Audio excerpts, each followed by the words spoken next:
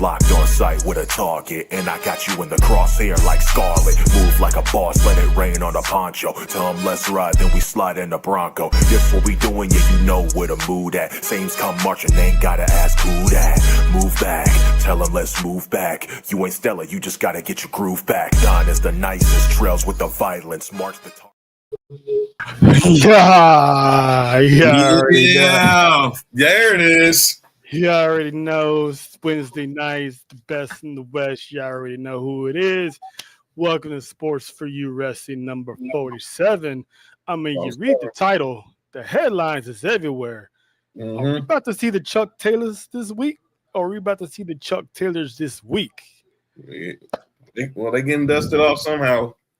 Somehow they're getting dusted off. They're getting nice and fresh.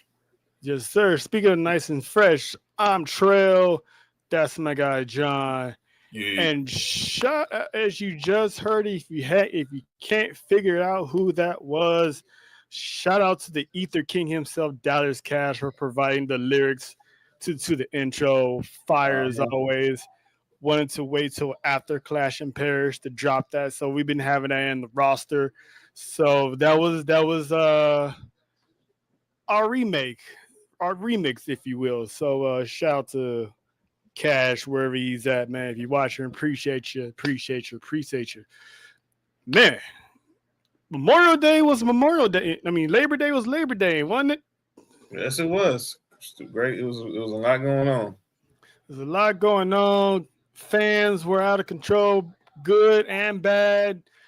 We had some family drama over the weekend and on Monday night. So I'm ready to dive into all this because there's a whole lot of stuff that went down between Sunday and Monday, and I'm ready to talk about it. What about you? Let's go. I'm ready. Let's get it going. Let's get it on. Hey, whoa, hey. Oh, sorry.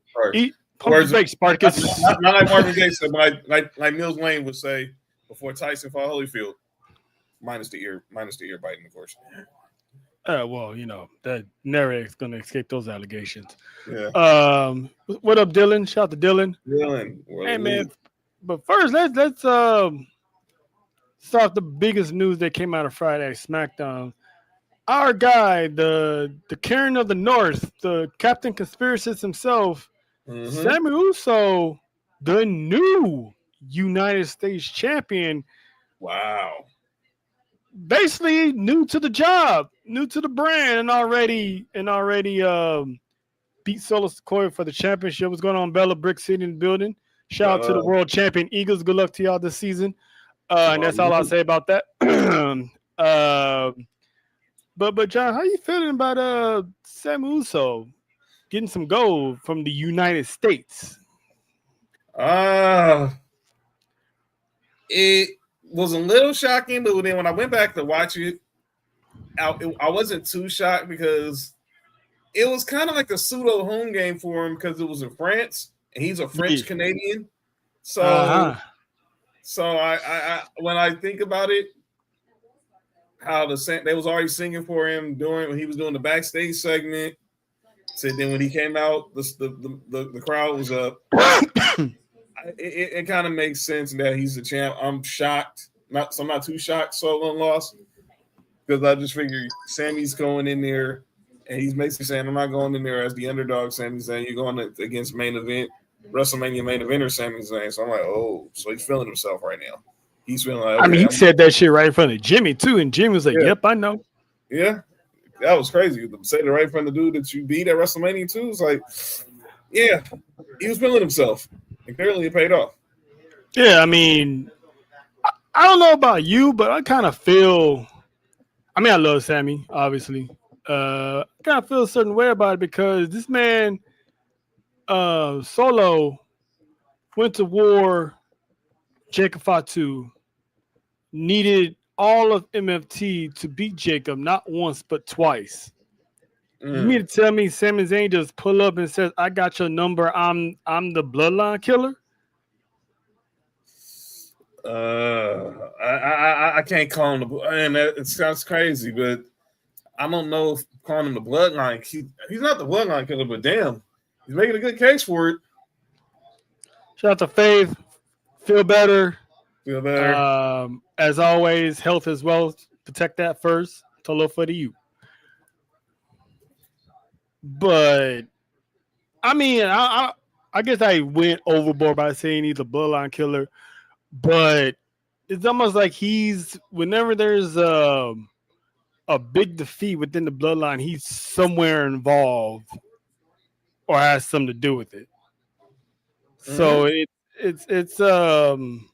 he can literally stake claim of. I mean, he didn't beat Roman Reigns for the championship, obviously, but you can easily stake the claim. He can easily stake claim like, hey, I put down the Usos, I put down Solo. Yep. It's like no one else couldn't beat Solo. That's had a hard time to beat him, but Sammy came in and did it by himself. Pretty much. So it's like make that make sense.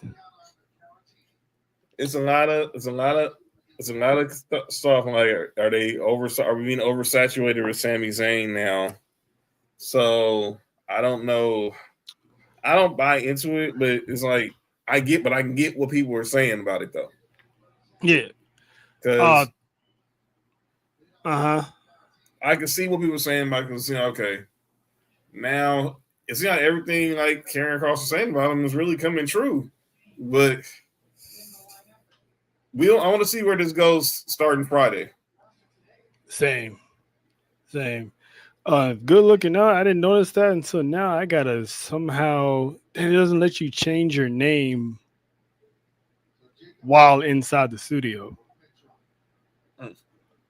Huh. Uno memento. Okay, go ahead. John, tell the people about yourself. All right. So, CC's struggling some technicals with it on the technicals, but back to what he was talking about with Sami Zayn in regards to his now United States Championship reign. I think the question is really going to be, where does he go from here? Obviously, we're seeing now that Sami Zayn is now on SmackDown, and we're going to get to what's going on with Jimmy. But now it's him and Jacob now on versus the MFTs. Does this mean he's going to side with Jacob and continue to take down Solo? Or does Solo get the belt back? Because, like I said, this was a pseudo home game for Sami being in France. He's from Montreal. He speaks French fluently. So it's not a shocker to me that – what up, Candace? Trey will be back in a second. It's not a shocker to me that he won when I saw how over he was with that crowd. Like Lena was saying, I think it was rushed since he just got back to SmackDown. Should have built it up more. I can see, yeah. I can say I was a little shocked he won, but when I saw where he was, and like I said, it was a pseudo home game for him, so it made perfect sense for him to not walk out of France with the title. Now, like I was just saying it before Terrell gets back in the studio, where does he go from here? I feel like myself now. Yeah. So like I was saying to the audience, like Lena was saying in the comments, it felt she thinks it's rushed. Should have happened a bit more, but I agree. And what they said, like I was saying, he was so over in France. He's pretty much, like I said, it's a pseudo home game for him.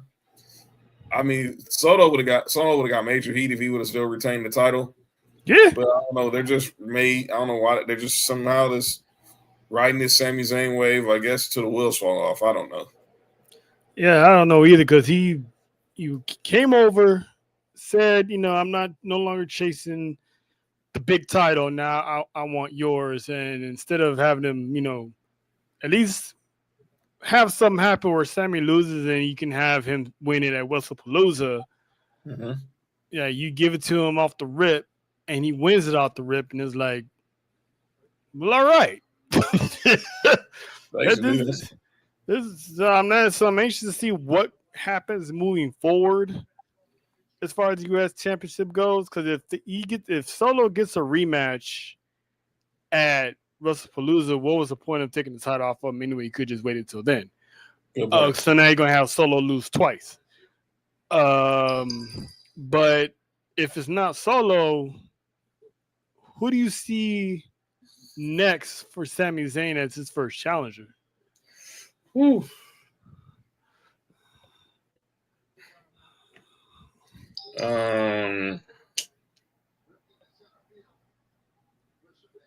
I really don't know. Unless this, I mean, see, obviously, Carmelo Hayes would be the first person I think about. Miz could be obviously they are the heels got to be. Do they maybe try to see Uncle Howdy go after him? I don't know, but I think more so they found some way to get the belt. Carmelo Hayes gets the belt off Sami Zayn somehow. I don't know how he does it, but somehow I think this was set up for his run to be a United States champion. Well, if that's the case, wouldn't it have been? I don't know. Yeah, but because it looks like we were on our way to Melo Don't Miz split, and wouldn't that put Melo as a babyface? Yeah, but I think somehow I don't know. I don't know how he gets it. I'm trying to figure out how do we get there. I just know how we get there because obviously he was on his way to being a babyface, and then he made that he cut that promo on the Motor City Machine Guns on Friday, which was heelish. Yeah. So I don't know how he gets there to get to the title, but I think he does get the title. I just trying to figure out how you get there, because obviously outside of Solo, what other relevant heels are really on SmackDown? Yeah, because if like you mentioned earlier, if Uncle Howdy gets his hands on Sami Zayn, what chances do Melo have to even get in that championship without any backup? Because the Y6 did say they did make that clear. They're getting everything that's owed to them. So I don't see Uncle Howdy going for the championship. If you catch my drift, right? The only one that's there is the United States Championship. Ooh. So you know what I'm saying? So like, it didn't make any sense why they rushed Sami Zayn so quick, especially if there's a whole lot of players in that field and Melo's been wanting a championship shot.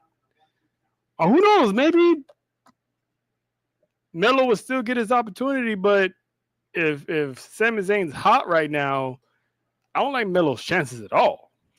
Yeah, I don't know how we get. Like I said, I don't know how we get there. I wish I think one day we will, but I don't know how we get there right now. Because Sammy is just he's right. He's got a moment. He's riding a wave of momentum right now that you just can't knock. What up, JoJo? Yeah, that's crazy. JoJo, what up? But yeah, that's like basically the big story because Cody Rhodes isn't back yet. Shout out to him shooting a Street Fighter movie after he got his face through an announce door a couple weeks ago. So that was a good send off for him. But looking forward to seeing that movie when that comes out because there's a lot of wrestlers in that movie. Yeah. What up, PSP? Drill, Undisputed Podcast is in the building. But that was the big news coming out of SmackDown. Nothing else really newsworthy, so to speak. So let's get on to Labor Day weekend, and that was Clash in Paris. Before anything, shout out to the Rose Gang out there in Texas for allowing the brand to hosting the brand as we invaded ATD for Clash in Paris. Shout out to FaZe, shout out to Money, shout out to Leslie for having us. The girls made their debut. Yes, they did. On YouTube, and we showed out the best way we could. And of course, they showed out the best way they could. If you missed it, go back. It was a time to be had. You know, a few of it was at John's expense, but hey, the man's always been such a trooper. But yeah, love y'all too. But yeah, man, shout out to them, and shout out to Vanessa and the family for letting us host that event, and also Tribal Warzone as well. So good people over there. We are officially endorsed by the Rose Gang. So shout out to that family as well. Absolutely. But yeah, let's get on to Clash in Paris. And this match in particular, none of us really cared about. But based on what we saw afterwards, we saw why it happened the way it happened. And that was Becky Lynch versus Nikki Bella for the women's IC title match. I'm not the biggest Nikki hater, nor am I the biggest Nikki supporter. Right. But the woman had a lot of they showed out JoJo, but Nikki did have a few botches in that match. I thought the match was kind of like in the beginning and a few in the middle, like Yeah. But it got where it needed to go. Becky Lynch retained as expected. I don't think anyone in the universe had Nikki Bella winning the championship, but I thought WWE would have. I thought I wouldn't put it past WWE to flip that script and give it to Nikki, but now I see why they didn't. But what did you think of that match? Yeah, it was whatever. I mean, like I said, it was a lot of botches, especially the spot with the announce table. I don't know what the heck was that supposed to be patty cake? I don't know what the heck that was. But ma'am, you okay? Yeah, I don't know. I don't know what that was. It was like it was like they was playing. It's like they was playing double dutch. I don't know what the heck was that. But anyway, it was. I mean, it served its purpose. It was a filler. And look, Nikki Bella is still popular or unpopular. She's obviously she still has her fan base within the WWE universe. Hate it or love it, ladies, gentlemen. So just let it go. But the match served its purpose because we all know there was a bigger plan in the future. Yeah, it is. That's your fault. Anyway, AJ Lee. I see what it feels like, huh? If AJ Lee return, she would take. Well, no, wait. Let's ease into. Easy there, Spartacus. We just talked about how WWE moved too fast on giving Sami Zayn a championship. We still got a possible mixed tag team match to go through first. But let's woohoo. Let's pump the brakes. Let's pump the brakes. Oh, wait a minute. I'm not for. You're the one. You were the first person that they ball out. Now you want to talk about the segment? All right. This seems like BS. The Tahanas be on, man. They all right. See the Tahanas be on that BS, man. Okay. Oh, I don't like Nikki Bella. They want to tell half the truth. Oh, okay. Right. Okay. Oh, go get an eye drop. Oof. Yikes. Not the eye drop. I'm like, dude. But yeah, that match was what it was. Her winning, I got why he was winning. She won because man, the man's night wasn't done. That's for sure. So we get to that. We get to that later. But this match, I want to talk about Sheamus and Rusev. This match was another banger after another banger they've done, after another banger they done, after another banger they done. That's right. Off of a couple of beer barrels, that was pretty much a dope spot to see. I'm with you, Nessa. They can fight forever. This is one of the best of 7 series they put on. Well, Sheamus has put on because this isn't his first best of 7. So while we're actually on the topic of this match, first let me get your thoughts on this match and WWE giving Rusev the victory. It was the match of the night. To me, it was the match of the night, and they just went out there and beat the living crap out of each other. I mean, you can shillelaghs, beer kegs, you name it. It was just all out brawl, and I was here for it. I'm like the spot where it was at. Sheamus still shows that whenever he gets in front of that international crowd, it brings something out. But Rusev, this was his moment. I'm glad he got it. And I listened to him in the post on the Clash of Paris recap with Sam Roberts and Megan Moran. And everyone's trying to bring up Rusev Day. He don't want to hear that. Yeah, he buried that with the quickness. So don't bring up Rusev Day.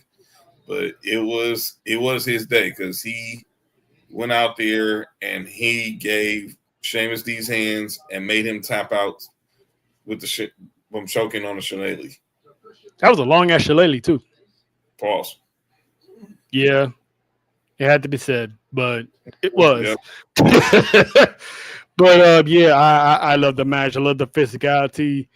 I love physical matches between two Europeans. While Rusev's not European, he's from Bulgaria, but foreigners know how to throw down. But chat, I have a question for y'all. John, I definitely have a question for you. Uh-huh. In the years on this earth that we've watched wrestling, there hasn't been many, but there's been a good amount of best of 7 series matches. What was your favorite best of 7 series match in the history of watching wrestling? And chat, that goes for y'all too. What was y'all favorite best of 7 if y'all have one? Favorite best of 7.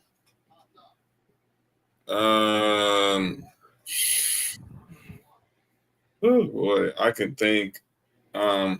Austin Rock obviously had their matches. I mean, like legit best of 7 to the point they were calling it the best of 7. This might be up there. Definitely in recent memory. This one might be up there for sure. This one might be up there for sure with there because every match they had was just an all out brawl. So if I can think right now, it's hard for me to think right now. What up, Justin? What's up, Justin? In the house. I'm gonna go right now. I'm gonna say this one, but if anyone has something in the chat that can refresh my memory, but this really was one of them that really caught my eye. Bobby Lashley, Drew McIntyre I liked it, that one. Overall wrestling, we can go. I mean, overall with wrestling, we can talk about the Elite versus the Death versus Death Triangle. I mean, that's right. I mean, we was there that night for the finale. For the finale, and that was a banger. I mean, overall, that's one of my favorites. I would think about, and then, I probably lean this match with Sheamus and Rusev. I could really think of right now because they had they really just whooped. They just whooped ass. Clearly, sorry, just whooped ass. Yeah. Justin, have your people call our people. You know, we still got to chop it up anyway. Yes, right. Lena says she liked the best of 7 series between Edge and Triple H in 2002. That's a good one. That's a good one. That's a good one. I actually have a personal favorite best of 7, and this is gonna take you all the way back. Oh, first the draft. Who's going on the draft line was closed. Call me back when we got the pick when the pick is in. All right, so this one goes way back, and it's back in WCW. Let's say late 90s for the television championship.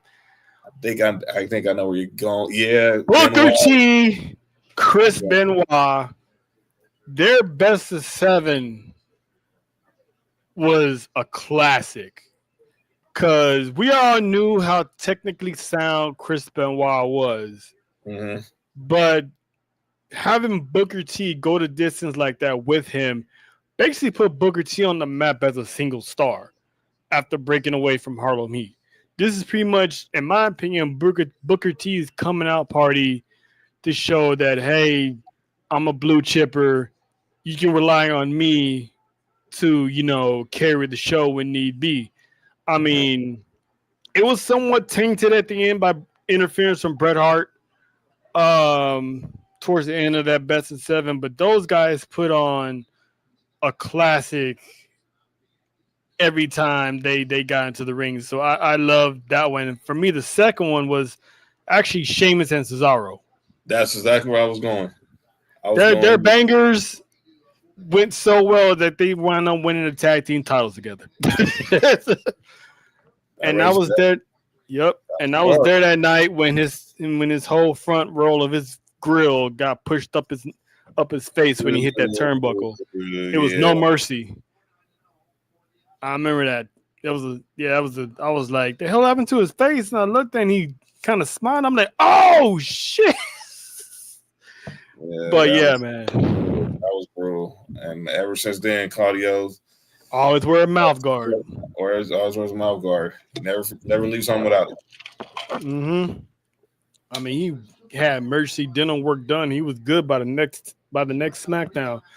But yeah, that was my favorite best of 7, Booker T and Chris Benoit, because those mid-card matches in WCW basically filled up. They were filler matches, but they were very, very good matches. Cruiserweights, mid-cards for like the TV championship. Yes. That those were the workhorse titles back then. And yeah, so shout out to, well, I'm just gonna say shout out to Booker T, because that's the only person I can really shout out. Yeah. But yeah, so that was a whole lot of fun. And then so we're gonna move on to the franchise and the Maverick. John's favorite hero, his resident twin from the city of Boston. John Cena, Logan Paul. That match wasn't bad. Cena's still putting in that work, and now we have 8 dates remaining with the franchise before he calls it a career and retires. So on his ninth day appearance, he put on another banger. I mean, he beat Logan Paul, but it was a good match. What'd you think of it? I said it was a banger, and I'm gonna say he did a lot for Logan Paul in that match. A lot. I mean, I know people don't like Logan Paul, the person, but he showed that John Cena put him in a position where he can be successful, and he did that night. But Cena got the dub, which I'm happy for. What up, she? He got the dub, which I was happy for, which I kind of expected. But he did a lot for Logan Paul, and hopefully Logan Paul takes what he learned from being in the ring with John Cena and continue to take this position he's in with at being in professional wrestling as an influencer to another level, and see that you actually do have someone like John Cena who really is giving you the certified stamp of approval to get in the ring. Now, what you do, how you go from here is on you. Cena laid the blueprint. Now, what are you going to do with the blueprint? Are you going to elevate to another level, or are you just going to stay in the lobby? That's what the question going to be. But it was a good match. Cena showing, look, I can still go in my late 40s for as much as I'm banged up and my body's just broken down and I can't do this full time anymore. He's showing what he did, and shout out to Monty's new adopted son. Yeah. Now, Logan Paul is 30 years old. What's your timetable, in your personal opinion, on when this man is going to actually become either World Heavyweight Champion or WWE Champion? I give about 2-3 years. I give about 2 more. Give more. Let's see where things go, because I see that there's a lot of other people who could be in line to get a world title shot. But give him about maybe another 2 years, maybe another 2 years, or maybe at worst a year, maybe by this time next year. But I'm gonna say give him about 2-3 years, and we'll definitely see if he's taking this, if he's proven enough to now be a world champion in this business. And I think he will actually have and learn that now he's going to have to be a full and be a don't be an absentee champion, because obviously you can still be a part-timer champion, but make sure if you hold that belt, you know the responsibility that comes with it. Oh yeah. Know what comes with putting gold. You got the United States title, but when you and the prestige that came with that, but when you are the guy, you got to know that that everybody's watching you, and they're waiting for you to fail, and they're waiting for you, and there's going to be people behind that you work with in that locker room who are going to do whatever they can to get their shot. So I give him about 2-3 years, and let's see where he's at mentally. We already know he's there physically and athletically, but has he got the mental to what it takes to be a world champion in professional wrestling? You know, he can take the heat as a heel, but now he's gonna be dissected in ways you never thought YouTube could dissect you. Yeah, because he definitely got the marketing down with that. Imagine him going all over the place with the championship on his show. Next time his brother has a fight, imagine just him pulling up with the WWE Championship or the World Heavyweight Championship on the shoulder, basically giving, WWE as a company some shine while, doing the boxing thing. So that'd be dope seeing that. So I think, and plus the man can cut a promo and talk. So you got to worry about Logan Paul selling a show, because he's going to sell whatever people want to buy to see someone punch him in the face and take the title off of him. But I think I like the schedule he has, because he's already had 2 championship matches, an Elimination Chamber match, and a few Royal Rumble matches. 2 Elimination Chamber matches. Right. So he can't have so many championship matches and lose. Right. So I don't know what his next feud is going to be, because obviously his feud with John Cena was this match was one and done, because Cena's Nemesis tour continues. Up next, I'm pretty much assuming it's going to be the Beast Incarnate, which in WrestlePalooza on ESPN, I cannot wait, because they're loading up ESPN. Yes, they are. They're stacked. It's basically Netflix all over again. This is what they're doing for the first show. They want to hit a home run with the first PLE in the ESPN era. They're coming for the jugular. But let's see what happens. But yeah, they're ready for this. They're ready for this moment. Yeah. So I'm with you. I won't be surprised if, I would say maybe this time next year, depending on who's the world heavyweight champion, I can see Logan Paul win. Hell, if they want to test the waters, have him win Money in the Bank. We almost had it. We almost had it in London. We were close.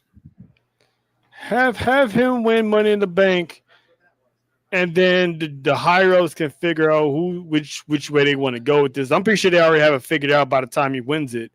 But I would say have him win that match. What's going on, boss? Yeah, I came across some on the internet today, and it made me put these glasses on. So y'all see why later. Because usually when these come on, like nothing good happens. Lena said she hoped we get Michin versus Julia at WrestlePalooza. Yes. Michin on a PLE on ESPN is good for me. Make it happen. That's good for me too. Make it happen. Justice for Michin. Will Michin win? I don't know, because it is Julia. So I'll be shocked and happy if she wins. But I would not be shocked if she loses. But the fact that she's on the PLE, Yep. I'm cool. I'm fine with that. But if I see what W is gonna do, they don't see that Women's United States Championship as a big deal. They're gonna have it on SmackDown. Watch. Yep. Yep. What up, Kev? Neighborhood postman, Uncle Kev. What's going on? Shout out to y'all on the Humble Rose with the Dominic Mysterio tribute. With Nessa and Angel. Good show. If you haven't checked out, check out the Humble Roses. They good people. Fun, wholesome, good people. They never get into trouble. There's never any chaos in that show. Hey, and congrats to Kev making that announcement the other day. That was dope. That's so for him and the missus. Yeah. Little Kev. Yeah, we got a baby postman on the way. Oh man, I wasn't here last week for that. So shout out to you, Kev, and shout out to Kevin Cash on their debut over the weekend as well for their show. Oh yeah, they took us to the cookout. So we was while at a cookout, by the way. But shout out to y'all, man. That y'all are killing on that show. Shout out to the new bundle of joy, the new edition. So Uncle Kev got a young one. Yes, John, Zach, whoever. Yes, we got it. Baby back rib day. We got it. Shout out to the ribs. Appreciate it. Shout out to the burner account. I mean, hey yo. But yeah, so this next match is the one that I was hoping to have Faith and Marty on, but again, well wishes to them as they, fight through the sickness. And this was the Battle of the Usos. The tribal chief, the original tribal chief, Roman Reigns, defeated the tribal thief, Big Bronson Reed. And their match was a physical match. I loved it. Bronson Reed keeps getting better and better and better and impressive and more impressive by the day. At the end of the day, Roman Reigns got the dub. Paul Heyman, being the snake in the grass he is, still trying to kiss Roman Reigns' ass. Roman Reigns got his shoes back, but he got more than his shoes. After he tried to choke out Paul Heyman with the guillotine, Braun Breaker came in and hit this man with a 6 spear, and then another. Well, actually, he didn't come in and hit him with a 6 spear. It was when he was on the outside. This dude popped up on a tightrope on the barricade and speared Roman Reigns to the table. And well, the shop started to open up on Roman Reigns because the man got the worst ass whooping I have ever seen Roman Reigns get in his entire career. And I follow Roman Reigns since FCW, and I've never seen him get beat down like he got beat down. I mean, someone can say Brock Lesnar, but I mean, a German suplexes and a couple F5s, that ain't nothing compared to the ass whooping this man got. Multiple spears, at least 3-4 tsunamis. Yeah, it was a rough watch. Two of them on the stretcher. It was a rough watch. I mean, they made Team Braun look unstoppable until Jay finally was able to make the save, only to eat a spear himself from Braun Breaker ahead of his championship match that he had going on later in the night. But John, what a way to open the card in France. I mean, Roman Reigns came out. It was like he was like the mayor of Paris. I mean, they was serenading this man for at least a good 10 minutes before they even locked up. Yeah, Braun laid the trapper chief off. Oh, out. My bad. Ew. Oh, but they, I mean, I've never seen. It was sad to watch. we couldn't really watch when we was doing our watch on because it was bad to watch, but it was a good way to send him off, considering that the head of the table has to go play a final boss in the Street Fighter movie, as he is the character Okuma. If so, without TJ, hey man, ATD's not here, so but relax. Jojo, don't do that. I didn't say that. Kev said it. Don't look at me. I didn't do anything. I can see Jojo's face right now when I said that.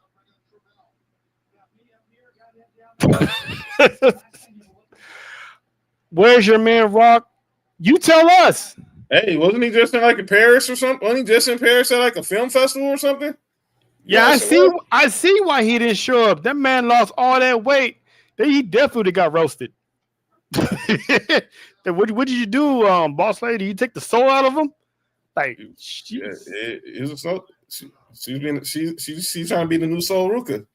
I mean, he looked like a regular, United States postman. No offense, Kev, that wasn't a shot at you. I was just saying, he looked like he was delivering sneakers or something. But yeah, he out here promoting Mark Kerr movie. Oh, I get it, but Faith is here. Okay, they're still watching. They're still watching. Kev, so TJ, watch your back. Yeah, I know she was still here. But shout to Faith. But yeah, ATD always got our backs and we got theirs. So proceed with caution, sir. Only smoothies. Yeah, boss lady, y'all need to get some food in y'all stomachs. Yeah, Oh no, I see what she's talking about. Yeah, when they do these rolls, they're just strict. I know they're on a strict diet, but she's saying they only eat smoothies. Her and Rock only having smoothies. I guess. Oh, y'all need some protein. Never mind. You know what? Nope. I was gonna say they need some protein, but that's gonna open up a door to something else. This is a sick Negro. That's my bad. But yeah, back to Roman Reigns. What's next for the Tribal Chief, you think, John? Storyline wise, he's gonna be gone for the rest of the summer and not coming back to well, summer's over basically because football season's here. What's his next agenda when he gets back? I think he's gonna come back for the Vision. I think now that we saw another certain member of the family make its way to Mondays, I think they're gonna have to bring the cavalry back together and go take care of business. I still think now one person suggested that another person needs to also head over to Monday nights to help them assist in this war. But because I think we'll see what happens with him come Friday night as well. Now that a former member of that family is now holding gold that he used to possess, so could he head over to Monday nights as well? But we'll see. But I think when Roman gets back, he's coming straight for Braun Breaker. Then after Braun Breaker, I think we get the War Games, and then we get obviously the road to WrestleMania. We're going to get Roman versus Steph on that road, but next in line is the unpredictable badass. Yep, I agree, TJ. When they start reminiscing on anniversaries of something, usually shit happens. So, but yeah, and I don't have the Lena Bond music, but Lena says, "Fall now if you must, because when the Tribal Chief rises again, the blood will flow with every receipt collected." Yep, and the man always said, "Receipt after receipt after receipt is coming."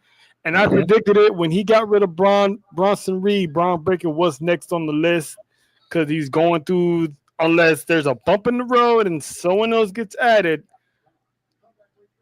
Yeah, Braun Breaker was next, and it's gonna be after WrestlePalooza, which is obviously in September. We don't know. Yep, we don't know what Roman Reigns is gonna be doing in the month of October. How many appearances he's gonna have, but he will be back for sure, leading up the build up to Survivor Series, and we won't get the bloodline again. It's almost like it's a bloodline tradition that they got to have a War Games.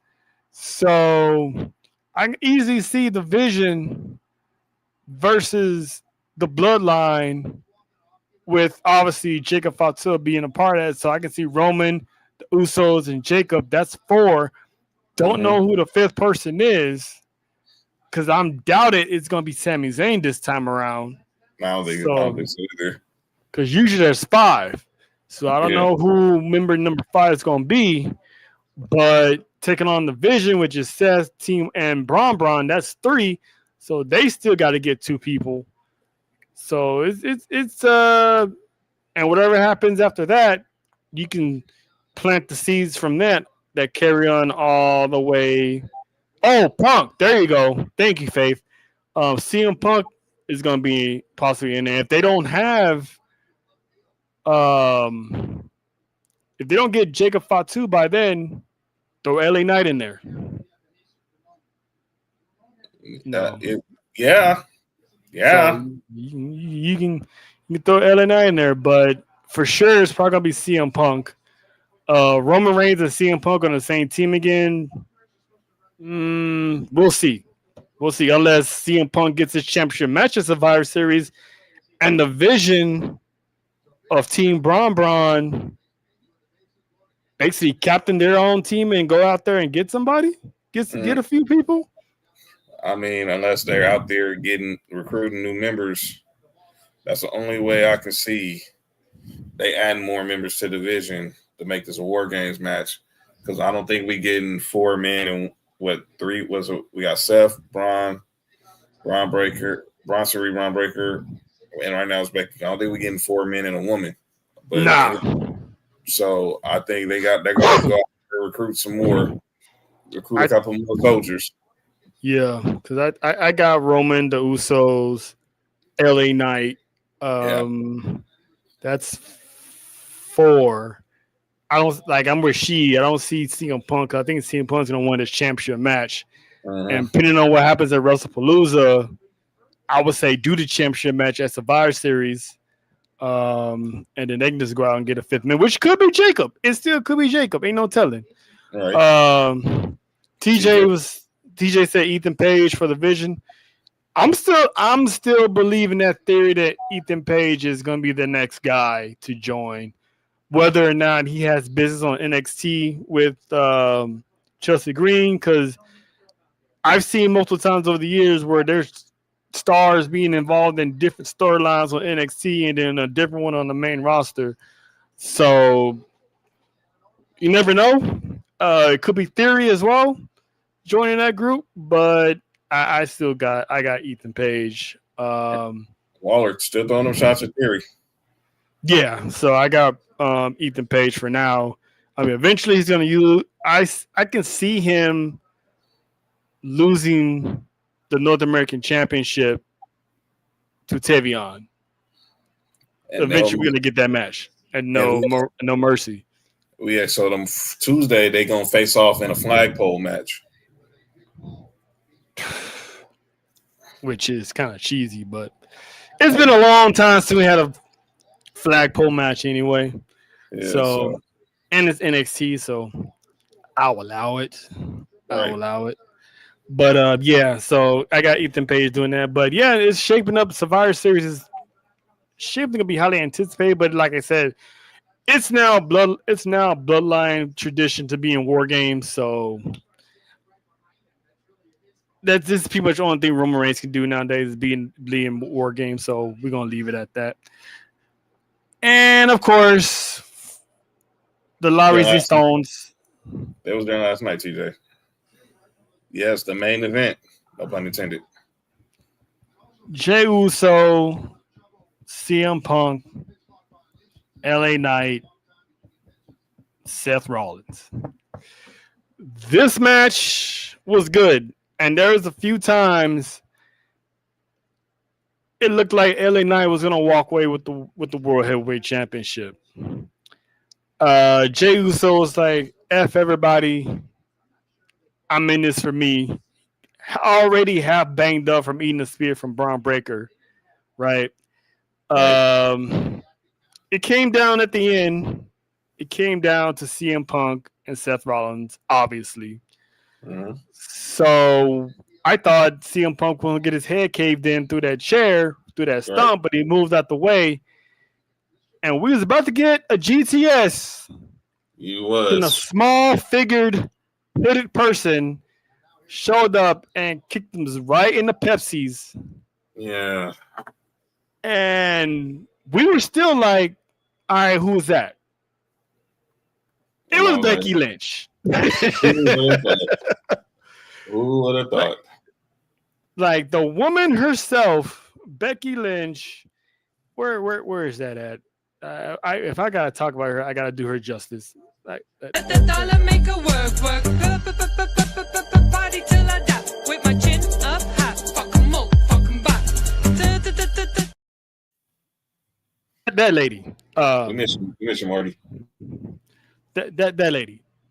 She is now completes what we already called the day after WrestleMania when this whole thing got started. Mm-hmm. When everyone was asking who's going to be the female member, it was obvious that it was going to be Becky Lynch. And sure, see, exactly, TJ. Yeah. It might have been. we have no proof or denial, but it might have been. You never know. Hey, that was Becky. That's all we need to know. That was Becky. And how the hell we give out all those runs to the Astros? Anyway, but yeah, she is now. How do you? No, Lena, we're not surprised. I called it months ago that there was no brainer that they was not going to have no other woman join that faction and it not be Becky Lynch. It wouldn't make any sense, especially both of them are heels at the same time. Usually one's a face, one's a heel. They're both faces. But for them, this is literally their first time doing something together in a story since Lacey Evans had a job. Pretty much. And Becky took that end Brock Lesnar had Money in the Bank at that time. And Becky took that end of days from Corbin. Which was sick, by the way. Yeah. Shout out to you, bitch. That was wild. That was a sick one because that was the first time before Nia eating the RKO and stuff that someone actually, a woman, took a finisher and then not be the Attitude Era. So that was the last time those two did something together. So to see them now, seeing Becky, both of them at the prime of their careers, having her join the Vision, I mean, how do you feel about Becky Lynch pretty much sealing the deal? I'm intrigued. Let's see where this goes. They both when they had that whole feud with Corbin and Lacey, it was coming off Becky 2 belts, and then obviously Seth beating Brock at Mania and blah, blah, blah. But now they're both in a different position now where Seth is still a world champion, Becky's the Intercontinental champ. Obviously, they're married now, have had a kid since then, and are both heels. And clearly they have no problem shopping at the same department stores. So clearly they don't have to worry about wardrobes. So they share the same closet. Yeah, currently probably got the same stylist. Which is themselves. Yeah. Looking like, I don't know, looking like Lady Gaga and Mr. Lady Gaga. But anyway, I'm looking forward to seeing where this goes. And obviously, clearly, we saw what happened Monday. They have a clear vendetta. I ain't know where to go from here. They clearly have a vendetta against one Phil Brooks. Against one, and clearly now Becky's saying that she's been holding on to this grudge for 10 years. How they kept chanting his name during her matches. Yeah. That's it. That's a perfect segue to Monday Night Raw. Go ahead. Yeah, she was. Yeah, exactly, JoJo. They were saving money together. Those are the ones that they shop at Ross together because they think they're too rich. However, they come out here with some big time Batman outfits. Talking about Batman, and then the fur coats and all that stuff. So, but yeah, she's CM Punk's during her matches. Mm-hmm. Now this is her time to get her revenge, retaliation, and get back. Shout out to your Dash Dilly. She was holding on a lot of venom, and shout out to her because when she came out, when CM Punk was calling out Seth Rollins, when she came out, for 0.99 seconds, I thought that was Seth Rollins. I did too. So I was like, I know she's been waiting a long time to do that shit. What a time to do it. And she took all the smoke. She wanted all the smoke. Yeah.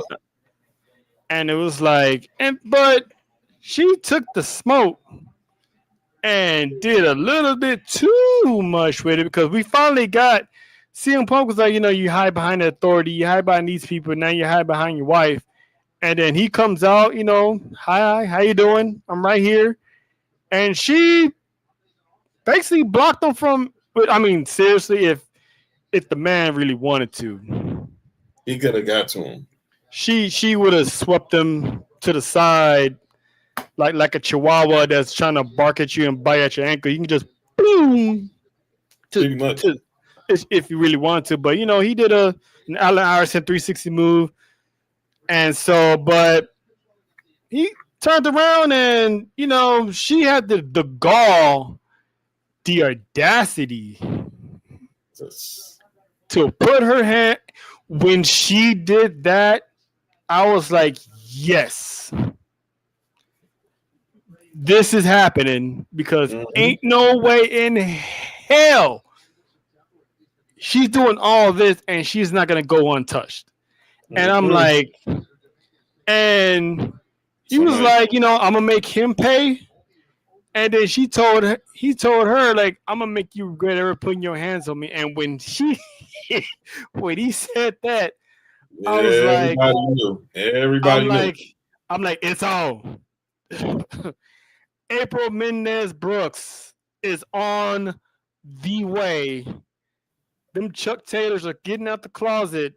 She's putting Larry down, and she's like, you know what? What the big three always used to call it? Snatch and grab. Snatch and grab. And then as he was leaving, he asked Adam Pearce, where's SmackDown located? Chicago. Up in Chicago. What couple John, that lives in Chicago? Oh, the Brookses. Yeah, so she ain't gotta go nowhere. She ain't gotta fly. She can just put on her Chuck Taylors, hop in the car, take Larry, drive down to the arena, and it's on and popping because WWE couldn't wait to get that news out the bag that the confirmation of AJ Lee returned to wrestling. They honestly, I know this is a new age, but something like this that people have been clamoring for, you could have kept the suspense. It's happening. You could have, and this is why you, John, you was one of the first people that kept saying, I believe it when I see it. I believe it when I see it. And I was like, the moment Becky Lynch joined the Vision, I was like, we're getting AJ. Because she's always, in the mix when it comes to the men, because she's the man. Mm-hmm. So, like I said, when she put her hands on Phil, I'm like, yep. And he just ate those punches, like it was like nothing. What if it's Corey J? It's not Corey J. It's not. No, okay. I'm here, and I had a conversation with Mark. People saying like, "What are we doing? They doing all this just for it to be Rhea Ripley?" It's not. It's not. You're talking to the guy who basically was saying, "I need to believe it to see it." No way. They only reason why people are saying Rhea Ripley is because she had one conversation with CM Punk in the back, and all of a sudden it's Rhea Ripley. But I will say this though: before WWE jumped the gun and made their announcements, it would have been very, very bad if they did all this and it wasn't AJ. Oh, it would. It would have been an epic fail. It would have been an epic fail because Chicago is sold out now. Oh yeah. I mean, Chicago is always going to be sold out with Punk is on the card. Right. But yeah, I believe you. It's going to be extra sold out because they're all anticipating Mrs. Mendez Brooks to skip along to the ring, right? I expect. But if it was me, I'd say they're opening the night with Cena. They're gonna open the night with Cena's final chance in Chicago. And I think we find out maybe if he get and somehow that night we find out did make all this actually get a chance to talk to Brock Lesnar. Then obviously we're all knowing they're gonna draw this out to the end of the night. Punk's gonna come out, everybody's gonna sing Cult of Personality. Yes, they are. He gonna cut him, so he gonna cut some pipe, he gonna cut some jabs at Seth Becky. We gonna hear Burn It Down, they gonna pull up. Or maybe vice versa. And I think somehow, I don't know how they do it, but Miss Brooks is going to get her lick back for her husband. And then Monday night, we get to the Deer District. We going to hear from her for the first time in 10 years. But I think she get her lick Friday night in the town. Becky has to be there. Yes. Becky has to be there. Unless it's one of those where it's a backstage segment and maybe like AJ shows up then. There's different ways they can do it. Or show her Chuck Taylor's lying around somewhere. And I don't know what it is. Or like you said, have Rollins and Becky out there, and then CM Punk was like, "I told you I was gonna make you pay for putting your hands on me," and then either the music plays, or maybe April shows up with the hoodie on, tracksuit on, stands behind Becky. And the fans are like going wild. She takes off the hood and it's like, oh shit. I'm leaning more towards that way. She gets her lid back on Becky, and we get Punk and April in the ring together. Yeah, we're gonna get turning up on Monday night. I think Friday she's gonna show up with her own music and just go ham on Becky. So no shots at Becky Ham, but Yeah, I think Monday we see her. They're in Milwaukee on Monday, so again, not far from the house. I'll make that drive up to the Deer District.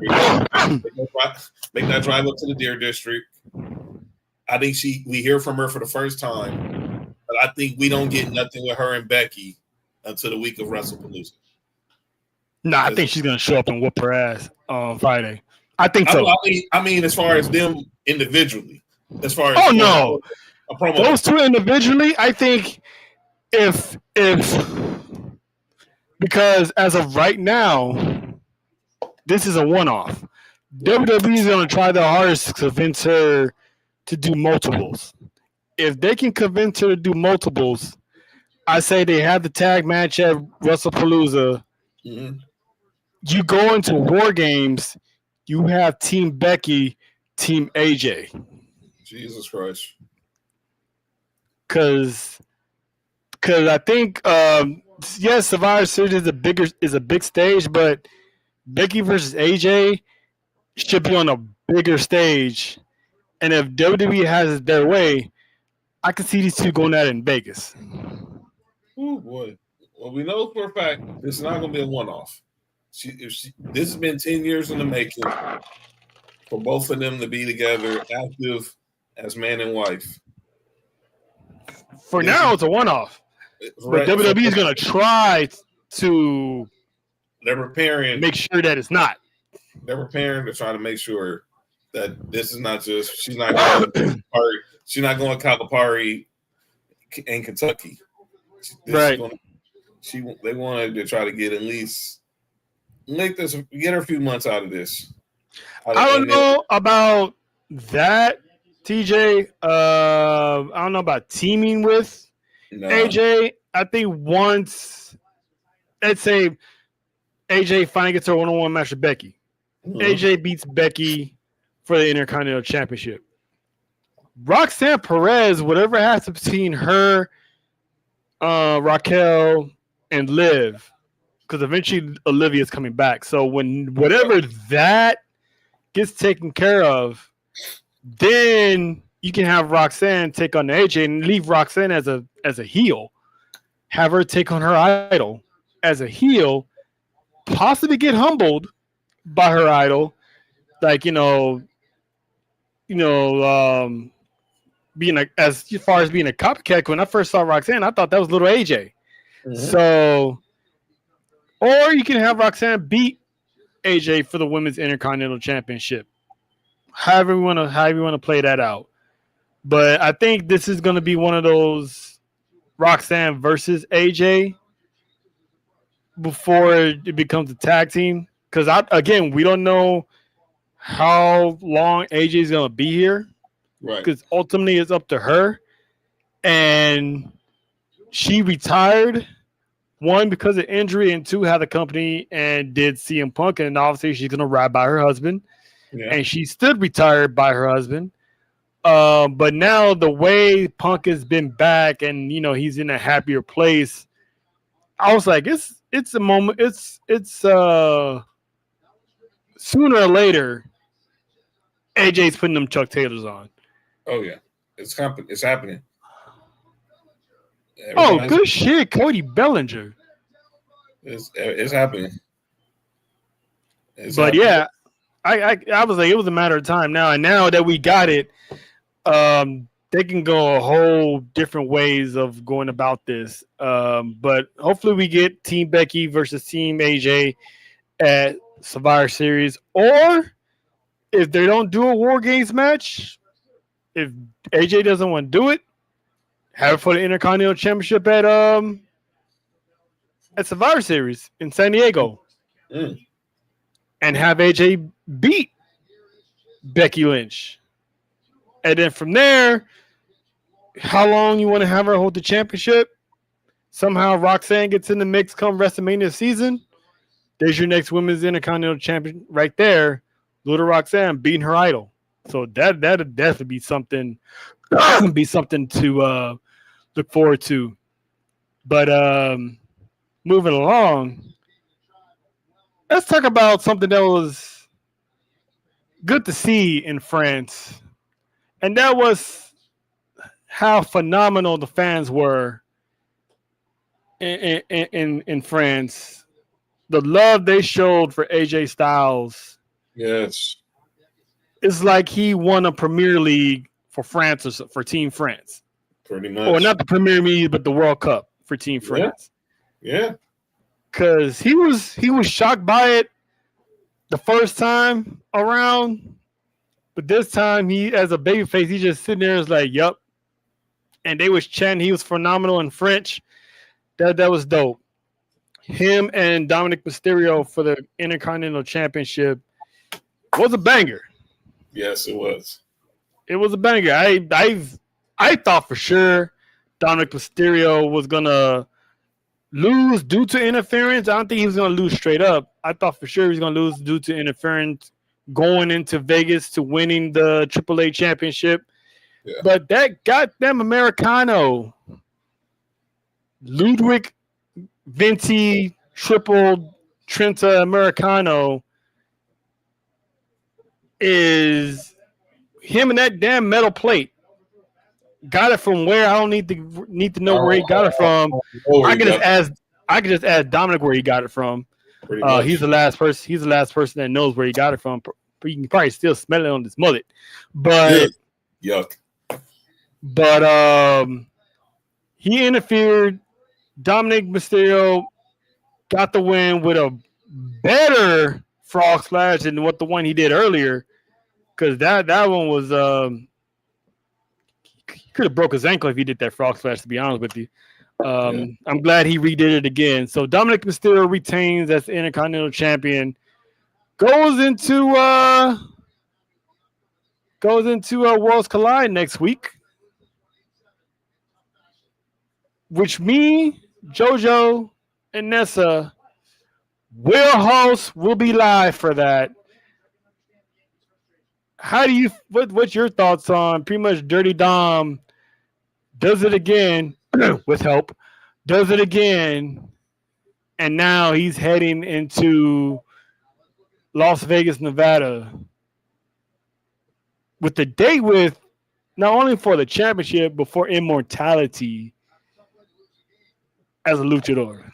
I got a feeling. I know we'll talk more about it next week, but it's starting. Getting that feeling. Something just seems different.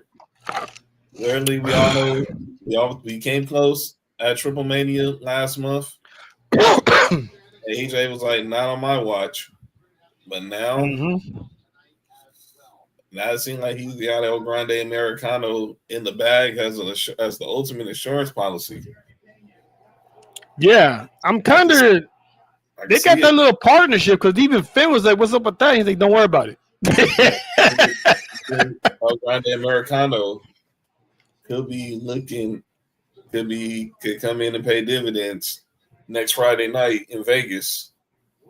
And Nessa, Angel Rose, y'all get y'all wish of El Rey Los Luchadores. Listen, I get it. Americano is going to pretty much whatever deal he worked out with Dominic Mysterio, he's going to make sure it gets paid off. Right. What about Finn Balor? Because they're going back to the whole Finn Balor Dominic Mysterio beef all over again. Something's going down. What if, and this is a big what if Finn Balor costs Dominic Mysterio the AAA title? That would be insane. But I could see it. You saw the way he was smiling. Yeah, you say free man panties now. We'll see after next week if that theory is correct. What if Finn Balor screws Dominic Mysterio? Oh man, that would be just insane if that happens.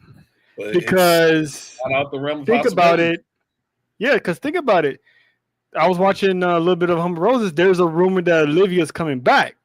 Mm-hmm. This is the perfect time for Finn to do something stupid, cost him the championship, and then challenge Dominic Mysterio for the Intercontinental Championship. You have Roxanne. Then Roxanne would definitely play a role in that, and then you have Liv playing a role, obviously standing by her man. And this is where we're finally going to get that Dom and Liv versus Finn and Roxanne. And that's where you get Raquel to see where she plays her part in all this. So go to cuss him out. It must be that Texas slang. Going to cuss Finn Balor out if he's. I know. I was ignoring the American correction. I'm gonna stick to the countryness because the accent is the best. Don't cuss accent is the best. The accent is number one. There, I'm talking about. Yeah, I don't like it. It smells. It looks too good for Dominic to become double champ. It's like now everyone's buying into it. Everyone wants it to happen, but now it's like, what if it doesn't? And what if it's because of Finn? It's not out of the realm. I could see Finn being as petty as he's been lately. He's just saying, you know what?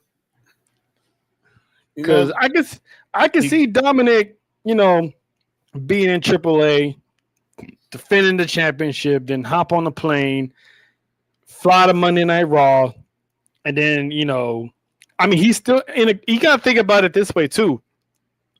He's still in a Continental Championship, so he's gonna be an extra workhorse to the fact of, is it gonna be too much for him, because he's still Intercontinental Champion, so he still got to do the house shows. You still got to do, the TV shows.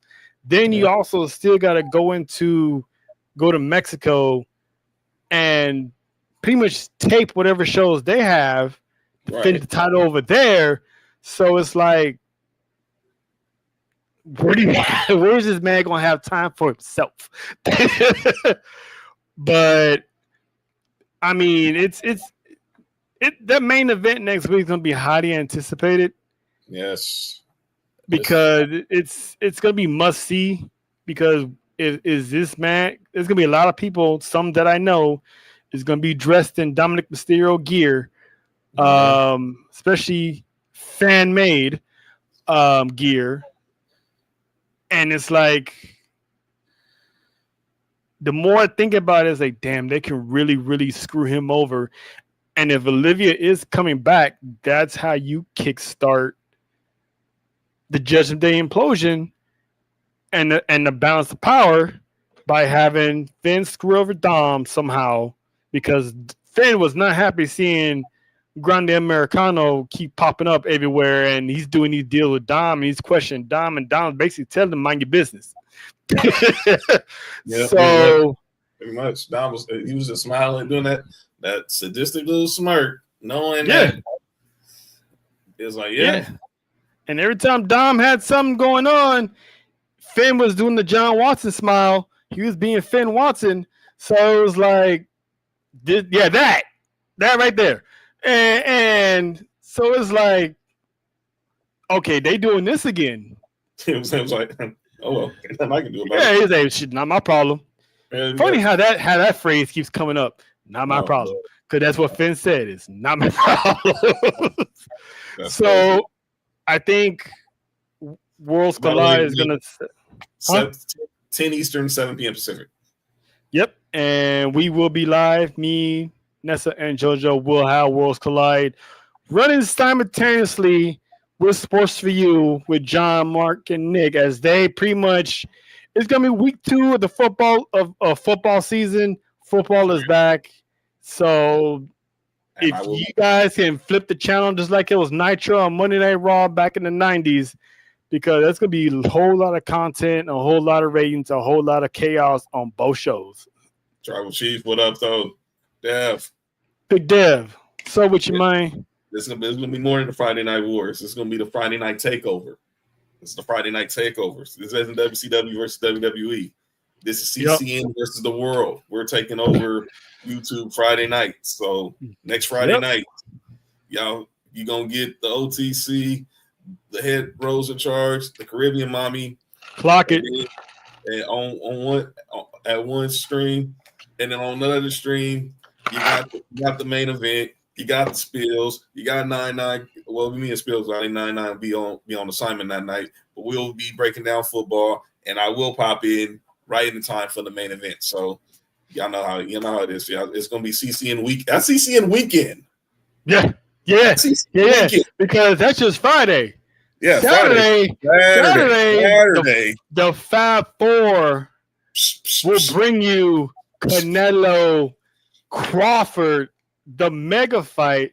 Yes. So there's gonna be a lot of mixed reactions, mixed emotions going in that fight on that stream. So it's gonna be you talk about chaos. My shirt pretty much saying everything, gonna say everything for me Saturday night. So just letting y'all know now. So the Mexican flag will be flown high next weekend. Yes. As it is this month is Hispanic Heritage Month. See, I see. Yeah, I'm thinking. So shout out to the Latinos and the Latinas in the world. Shout out to our Latino people, representing. So, but yeah, man, next weekend alone is gonna be a CCN week, CCN weekend, CCN takeover, however you want to call it. So, but yeah, but first things first, Dominic Mysterio, we're gonna find out if he's gonna walk out a double champ, or this is gonna be the beginning of the end for the Judgment Day and Dominic Mysterio because Yo, what up? What up? Is either Nova or BK in the building? Society and Pop Culture's in the house. What up? What up, though? I don't know which one it is, but if I can put my finger on it, I think it's the one that walks like a penguin right now. Nova K. Shout it's shout BK. to Snap. Oh, shit. I guess he had it his way. He was like, you know what? I'm going to pull up today. So shout out to you, BK. The Deacon is in my fellow Deacon, Deacon BK. You know what I'm saying? So, in the building. Shout out to the men in worship. Yeah, I think they'll be online tomorrow. I think Society Pop Culture will be online tomorrow. So check make sure your notifications is on. But most definitely. But yeah, man, that was Clash in Paris and Tribal Warzone. Shout out to everyone that pulled up on Monday. I know y'all got a busy cookout. As of this past weekend, I'm no longer calling it a barbecue. I'm calling it a cookout. Cause yeah, that's what the fuck we did. We cooked out. John at the barbecue on deck as well. So we was all feasted. We all had a good time. Oh, yes, and again, she wasn't here when I said it, so I'm gonna say it to her now. Shout out to the Rose Gang for letting us host Tribal Warzone live at the compound in Texas. That Texas takeover, we came, we saw, we conquered. The brand is now stamped in the Lone Star State of Texas. So shout out to y'all and shout out to that cheese dip. I'll be there. I'll be there soon. Easy there, Mike. Oh yeah, check out that documentary. Dang, he has another one? Shit. How many times A&E dropped the documentary on Monday, and this is from the last trial, from the last trial, and some unreleased footage from the trial, and even unreleased footage of home videos of Michael Jackson leading up to that trial. So, hopefully, I had clothes on. But anyway, hey, listen, when you hear footage, you don't know what they're gonna show. Pretty much. So don't look at me like that. Mm-hmm. But yeah, that was pretty much the recap of Raw. Is there anything about Monday Night Raw we didn't talk about, John, that you wanted to discuss, get into? It's a family reunion. It's a family reunion. How can I forget that part? Jimmy Uso finally made his appearance on Monday Night Raw when Jay was basically about to suffer the same fate as the tribal chief that he was repping all night. Basically, he took a little, he blamed himself for what happened to Roman. But he was about to suffer the same fate. Big Jim showed up. So now we got the Usos on Monday Night Raw. So right now, Jimmy Uso is still on the road. He's not going home just yet. So I think once it gets close to that time, I think that's when Jimmy's going to take that time off to be with Sister Trin. Hey, but hey, I hear you though. But you gotta be with Sister Trin, man. You gotta make sure the baby. BK's comment. No, I'm talking about BK's comment. That's what we're doing, BK. Yeah. But yeah, man. So we gonna get the Usos. Basically, we getting the bloodline. The gang's getting back together. John, how we feeling? I'm ready for it. That match is going to cook. I think we're all expecting this is going to be at WrestlePalooza. Look, like we said earlier, ESPN is breaking out all the stops because usually around this time, you know what we're doing on Saturday nights.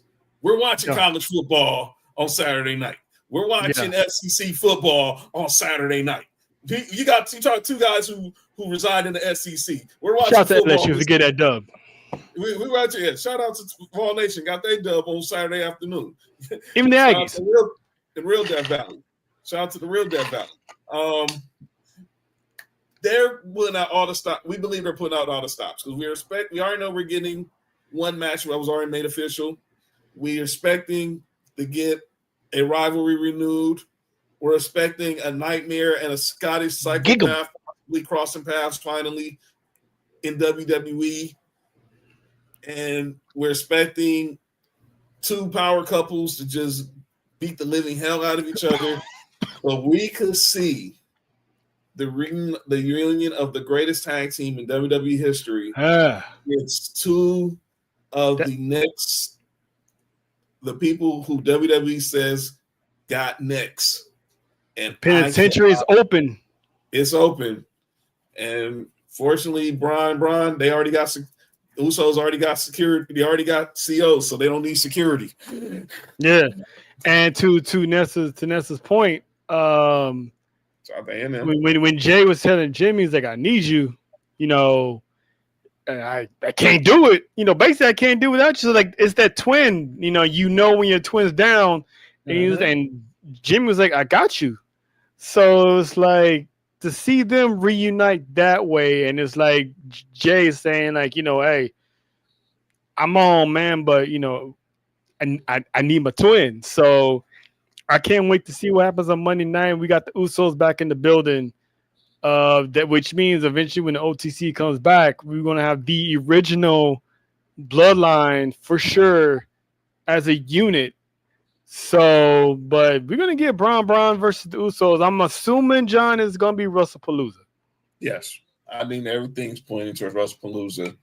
When we get that first Uso that we haven't gotten in about 2 years. Because I think we've gotten Jimmy's obviously since they've went solo, and let them show their individuality. Mm-hmm. But I think the first time since me and you was so flying so far 2 years ago, since Jay did the unthinkable pin in Rome, being the first one person to pin Roman in God knows how many days, we are gonna get a true Uso ringing all the way out through McAfee country. Excuse me. 2 weeks from Saturday. Yeah. And I can't wait. And I can't wait to see what t-shirt they gonna have as their return. Because whatever it is, I wants it and I wants to get it. And I gotta get it.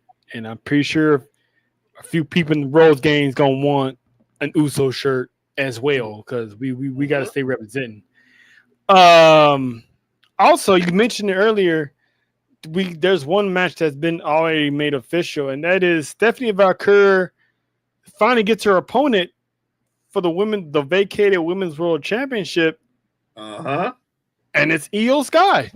Yes. Not Rhea Ripley, not Asuka, but it's Io.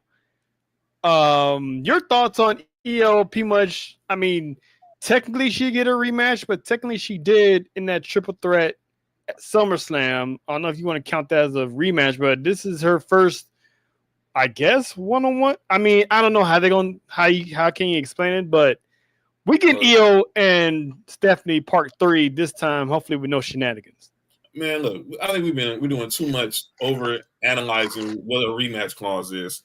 I saw someone today saying still upset that Roman ain't got a rematch from losing to Cody. I mean, can we ease up on the whole rematch? Who got a rematch? Who didn't get a rematch thing? This match is going to cook. We saw it the night after WrestleMania, and it was delayed. We've gotten close many a times, but this is it. All the marbles, and I'm glad it's these two. I'm glad we're going to see Stephanie Valkyrie on the big stage in the PLE. We're going to see Io Sky again on the PLE. And like I said, ESPN's breaking out all the stops. And if they thought some of the women they have on the worldwide leader was smoking, wait till they see Stephanie Valkyrie. That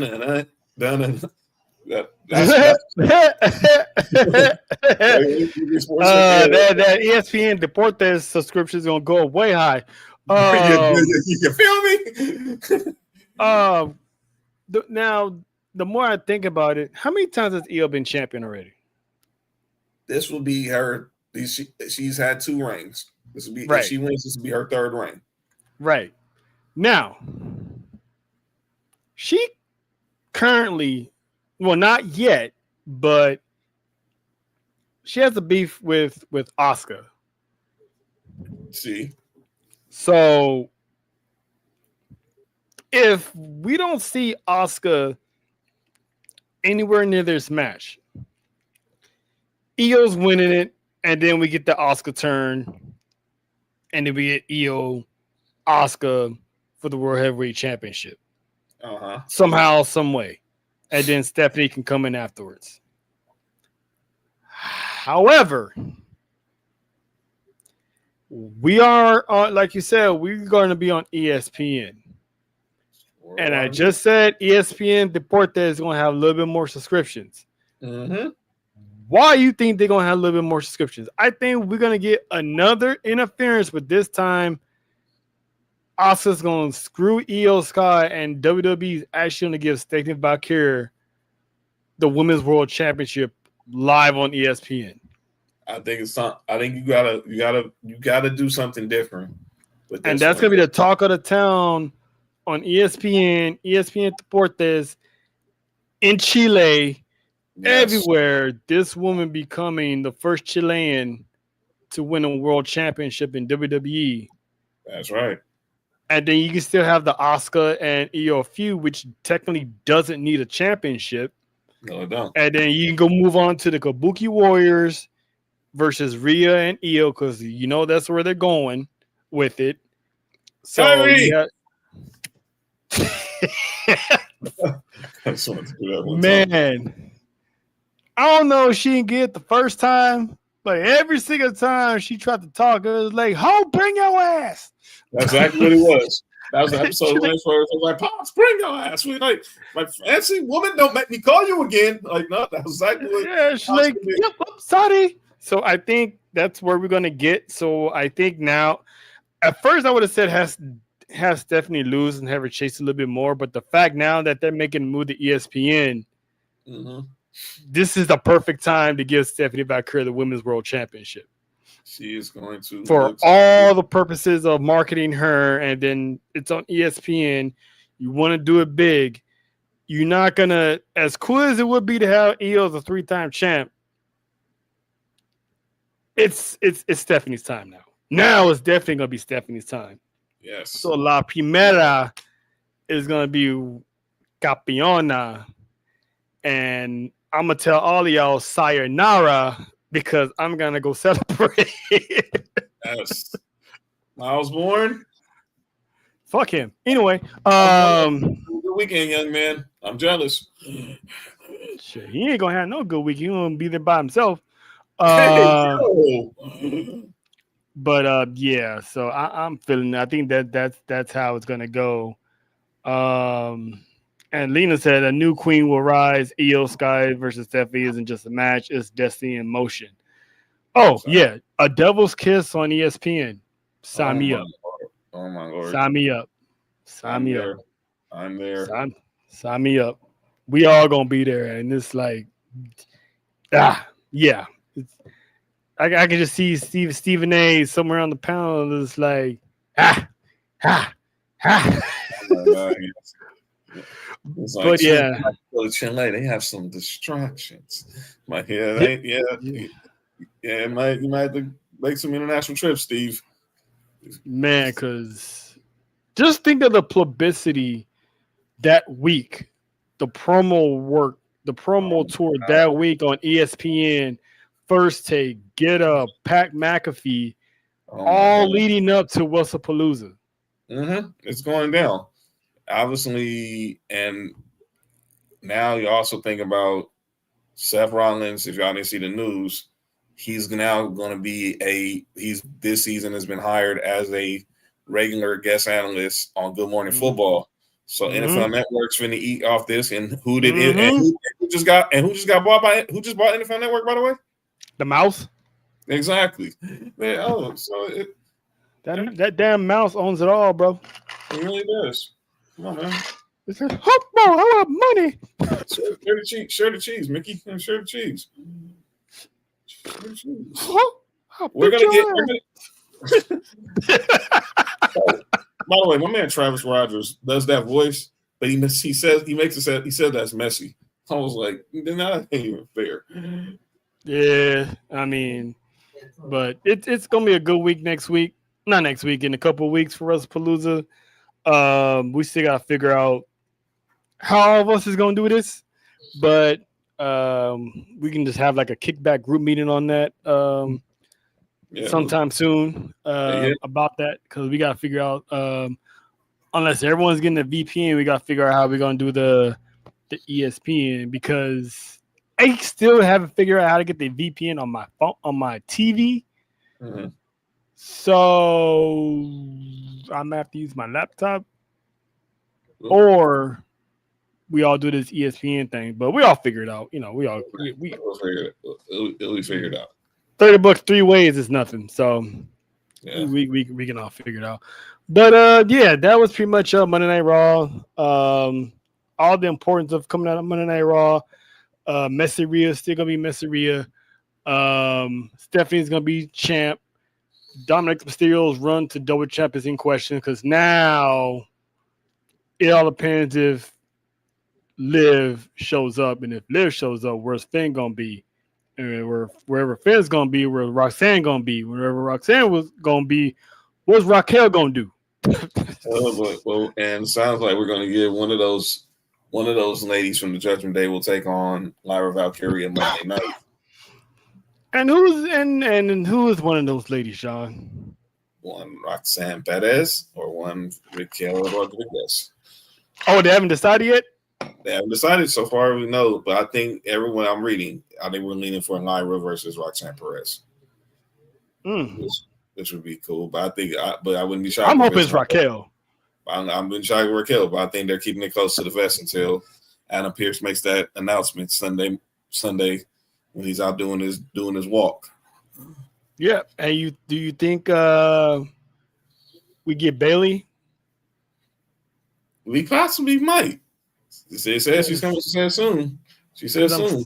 I'm starting to notice that Bailey's talking to herself, and I'm starting to notice how Lyra's been acting on a little unedged side. You know, wasn't she beefing with Bailey before she left, and all of a sudden she's sticking up for Bailey? I told her, stay the hell away from me. Yeah, and all of a sudden now she's sticking up for Bailey. Yeah, that's something ain't right in the water. I see a crazy ass tag team coming here, and it's going to add a little bit more intrigue to the women's division on Monday Night Raw, because then you still add Bailey and Roxanne, and then where does that leave Miss Olivia when she comes back? And she's going to be in the middle of all of Judgment Day and the women's division. So if I would love to see Olivia and Stephanie for the Women's World Championship, even though Olivia's not beating her, but I can still love to see it. But that's going to be down the road, because obviously we're going to get Roxanne and Liv. So it's I can't wait, dog. I'm just going to say it like that. 2 weeks. I can't wait. Next week is going to be the beginning of everything popping for the next 2 weeks for the brand, man. Ooh, boy, we got a lot going on in the month of September. It's going to be. Yep. But that was pretty much Raw and Clash in Paris. Pretty much the Texas Takeover walk down of everything that happened. Now we're going to get on to our favorite closing segments of the show, which is, this one is, we see something that makes no sense, that's dumb, and it's idiotic that you want to call out. And this is what we call, is this what we're doing? Because there's some stuff that's been going on lately, and it's like, seriously? This is what we got going on? This is how we acting? Let's get it. John, you want to start this off, because I got these glasses on for a reason, so I'm gonna let you go first. Yes, sir. So this is what we're doing is the Cora J, or no, not Cora, or as I say, Elena Black. Elena Black now, because so a few weeks ago, the Great Undertaker, he on his podcast with him and Michelle McCool, 6 Feet Under, he was talking about how he doesn't like when he's been at the PC more than often now because of recording LFG. How he's not like seeing some of the talent at NXT who's backstage doing more TikToks than sitting back watching the matches and stuff. Those kind of get off my lawn-ish. Then Corey J, who now is obviously ended and now going by Elena Black in the Indies, was on the TMZ Inside the Ring podcast. So I want to read the quote. And she was like, so she was expressing her agreement with The Undertaker and sentiments regarding wrestlers filming TikTok videos backstage. I don't want to butcher exactly what he said, but something along the lines of he goes backstage at NXT and everyone is sitting around making TikToks and doing stuff on their phone instead of watching and learning from the matches. And I'm like, this is what I've been saying for 3 years. When I saw him say that, I felt so validated because I was like, thank you. Somebody else sees what I and my friends and everyone else were just seeing. It broke our hearts because we were all wrestling fans. It got to the point where it's not my hill to die on anymore. It's not my thing to care about anymore. And she had leaders like Raquel, like Amber Moon and Dakota Kai in the locker room when she got there from the black and gold era and everything.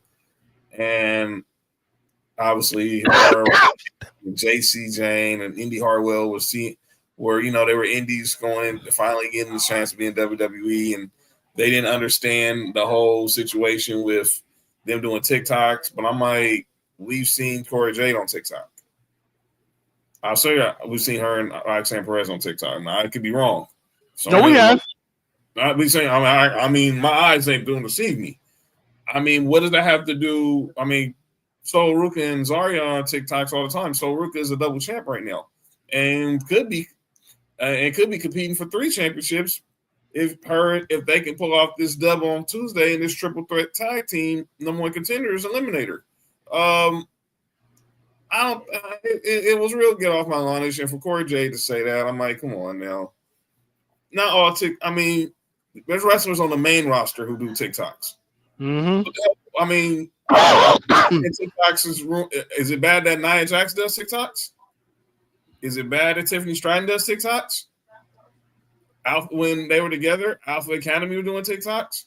Natalya, Shayna Baszler, which is funny. Jay Cargill doing a TikTok with Cardi B. So what are we talking about? This is like the whole Shaq makes too busy focus on rap albums to make the practice on his free throws type of thing. No, you can still have some leisure and still be focused on your craft. And I guarantee most of those girls or young men and women who are back at the PC, they cut a TikTok here and there, but they're taking care of their business. Look at Callie Armstrong. Look at the Vanity Project. What are we talking about? Let's stop. Let's chill. Yeah, exactly. Can't be a hypocrite. That's one thing we can't do. This is what we're doing is pretty much. I was gonna say the city of France, but I really want to say people in general. Because humans are a compassionate species. We love someone, we love them, we hate them. But the one thing we still can't figure out is personal space. That's right.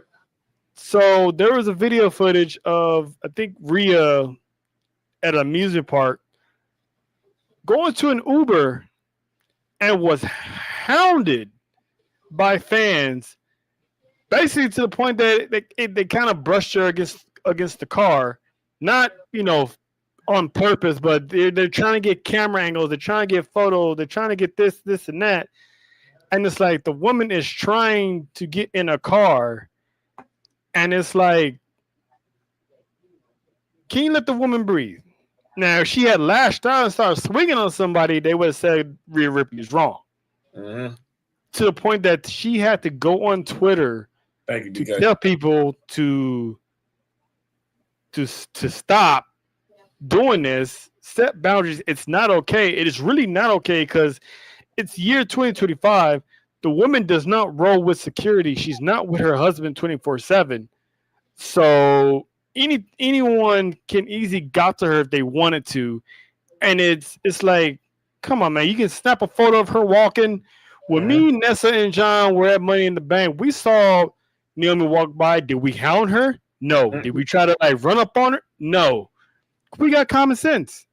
And it's like, I get it. She's a rock star. She has that Beatles magnet towards her. She's a I want to say international superstar, but you can state the claim that she is because everywhere they go, they love Rhea Ripley. So, but it's like, come on. And then there was another one at a mall. Sheamus is at a mall, and he literally had to protect a young girl who was trying to get an autograph for something signed by Sheamus because she almost got trampled with all those people swarming for him. And it's like, either WWE can't get security for everybody, but for your big time stars, especially ones who are famous on that side of the country, get them some security. Get them some help. Please. If you have to get them somebody because Rhea easily could have got hurt. Oh, definitely. All it takes is one anti-Rhea fan who really for some reason can't differentiate real life from kayfabe, really don't like Rhea, could have really snuck up on her and got one off of her because she's alone.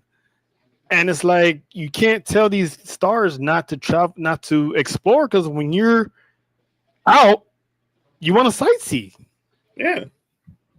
Hey, you don't want to sightsee with everybody. You want some alone time, and how can you do that if you're constantly being hounded? So it's a pain in the ass. It's like, just stop, everyone. Right. Just get a grip. Yes, these are larger than life individuals, but they're still people. And once they start saying no and start swinging, don't say we didn't warn you. Mm-hmm. Anybody else? John, you want to call out before I address the reason why I'm wearing these glasses?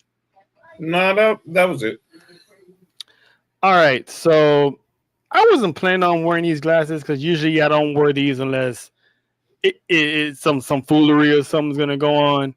But I came across something earlier, and I was like, yeah, that pretty much killed my mood.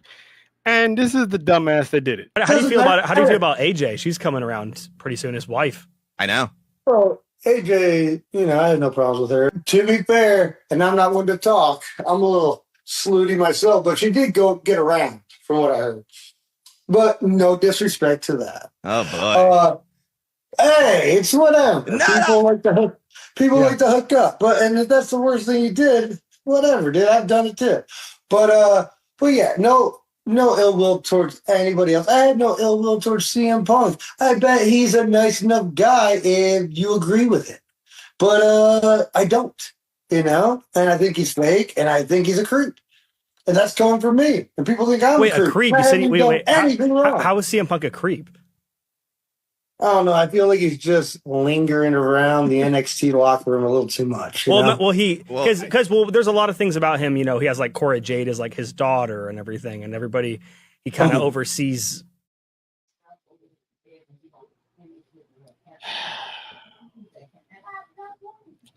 Matthew Riddle.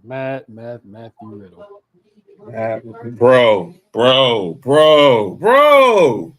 First of all, who the fuck think that you can go out there and talk about another man's wife in any type of way? Talking about I heard she got around. That's not, even if she did back in those days, that's none of your fucking business, bro. Dude. Like, there's nothing called for that. And two, you're gonna sit here and say that CM Punk's a creep because he hangs around NXT a lot. Well, first of all, dumbass, have you ever thought that maybe when his career is up, he's actually trying to be a coach? Have you ever thought about this? dumbass that maybe when his career is said and done, that he actually might take over Shawn Michaels' spot as head of NXT. Have you ever thought about dumbass that the man actually turned off a whole new leaf, is living his life literally on the up and up on good terms? This man never failed a cocaine test. Can you say the same thing, Matt Riddle? You talking about this man as a problem, but yeah, you got fired from UFC by Dana White because you were a problem. At least CM Punk looked in the mirror during those time away and realized that maybe WWE wasn't the only problem. Part of it was my problem as well, and he fixed it and came back and got his life in order. Maybe Seth Rollins was right when he did that promo about your wife and kids leaving you, because you're the dumbest motherfucker I've ever heard in professional wrestling. Like, how are you gonna sit there and drag a man's wife and then gonna call him a creep because he wants to teach the talent? Have you ever thought about this dumbass that half the people that in NXT talent, namely Corey J and Roxanne Perez, model parts of their career off of CM Punk and or his wife? Have you thought about that, dumbass, before you open up your mouth and start talking about a man that basically doesn't give you an afterthought? There's the reason why no one liked you in the locker room, Riddle. Randy Orton tried to take you on this ring and you still fucked that up and got yourself fired. So once you worry about yourself and get yourself together and quit trying to rag on somebody else, because you've been the problem and it looks like you still haven't learned. So the man passed his drug test. WWE covered up your 2 failed cocaine tests before they finally was like, you know what, I'm done. So once you worry about yourself, Matt, and I'm done with that. Yeah, that's our word glasses, because that made no sense to me at all on why he want to open his mouth about anybody. I mean, you got Brock Lesnar don't want to work with you. Goldberg didn't like you. Roman Reigns didn't like you. WWE gave you a chance not once, not twice. Fuck that up, and now you go out there and try to be an indie superstar, and yet you can't even do that right, because didn't you just no-show an event?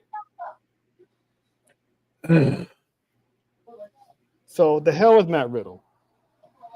You know, it's sad because I literally just saw a promotion for MLW was going to be out here in Long Beach, October 4th. And I know us as a brand, we want to try to start reaching out to more of the indie shows and rubbing elbows with a lot of these indie wrestlers. I'm drinking this Pepsi for a reason. One, it's because my favorite soda. 2, CM Punk's one of my favorite wrestlers. Let me be clear. Riddle was out of pocket. Keep another man's wife, keep another man's family out of your mouth. What are you doing? And now it seems like, and I need to be clear with TMZ. Y'all want to get in the wrestling world? Want to do these podcasts? Just getting these people on there for college, just gonna say anything, because you're not gonna get them from WWE. There's a reason why you got Cora Jade. There's a reason why you got. You're going out there trying to get people just to make a hot to go viral for saying something stupid, and that's twice. We end up being y'all featured on our podcast because you got wrestlers out there making themselves look bad. Cora Jade's a good girl. CM Punk took her under his wing, like his daughter. She's from Chicago. She was inspired by him. She was inspired by AJ Lee. Riddle. Look, my friend girl Tasha, Mark Trail met her. We went to watch the Broncos Saints game in my Broncos club. She threw her son a wrestling party for wrestling party last summer. Riddle was there. Cool. It had pro wrestling there. Riddle was there. He was nice. He left his flip flops for her. He tipped well and all that.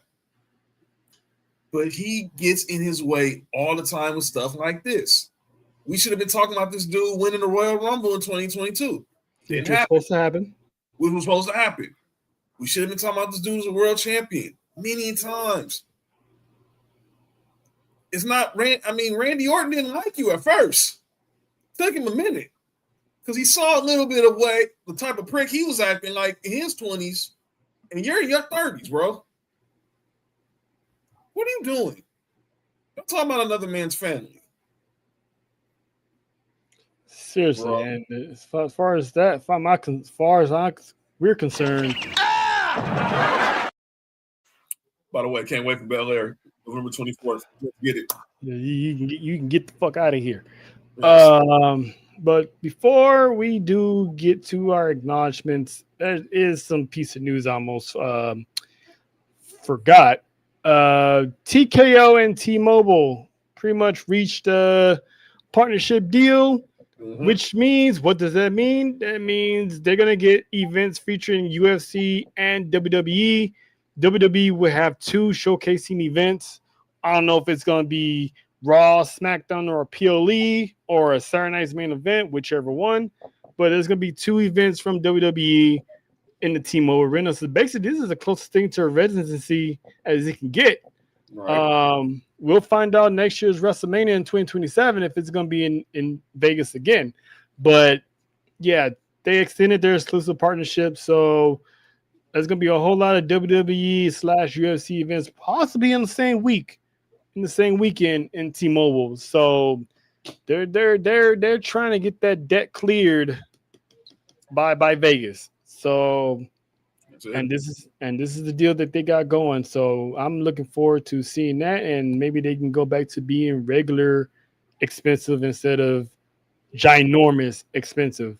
And speaking on expensive and can kiss my ass, AEW and Cinemax. AEW announced that they're gonna start streaming their pay-per-views on HBO Max, and it's gonna start with All Out. And not only do you have to pay for your HBO Max subscription, but they expect you to pay $40 for their pay-per-views starting at All Out.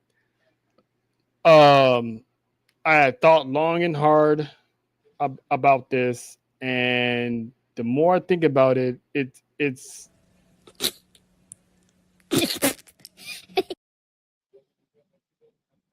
fuck out of here, because I ain't paying that.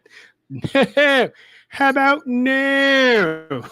Hey, what are we doing? What are we doing? You deals with Prime and HBO Max. Why are you charging extra?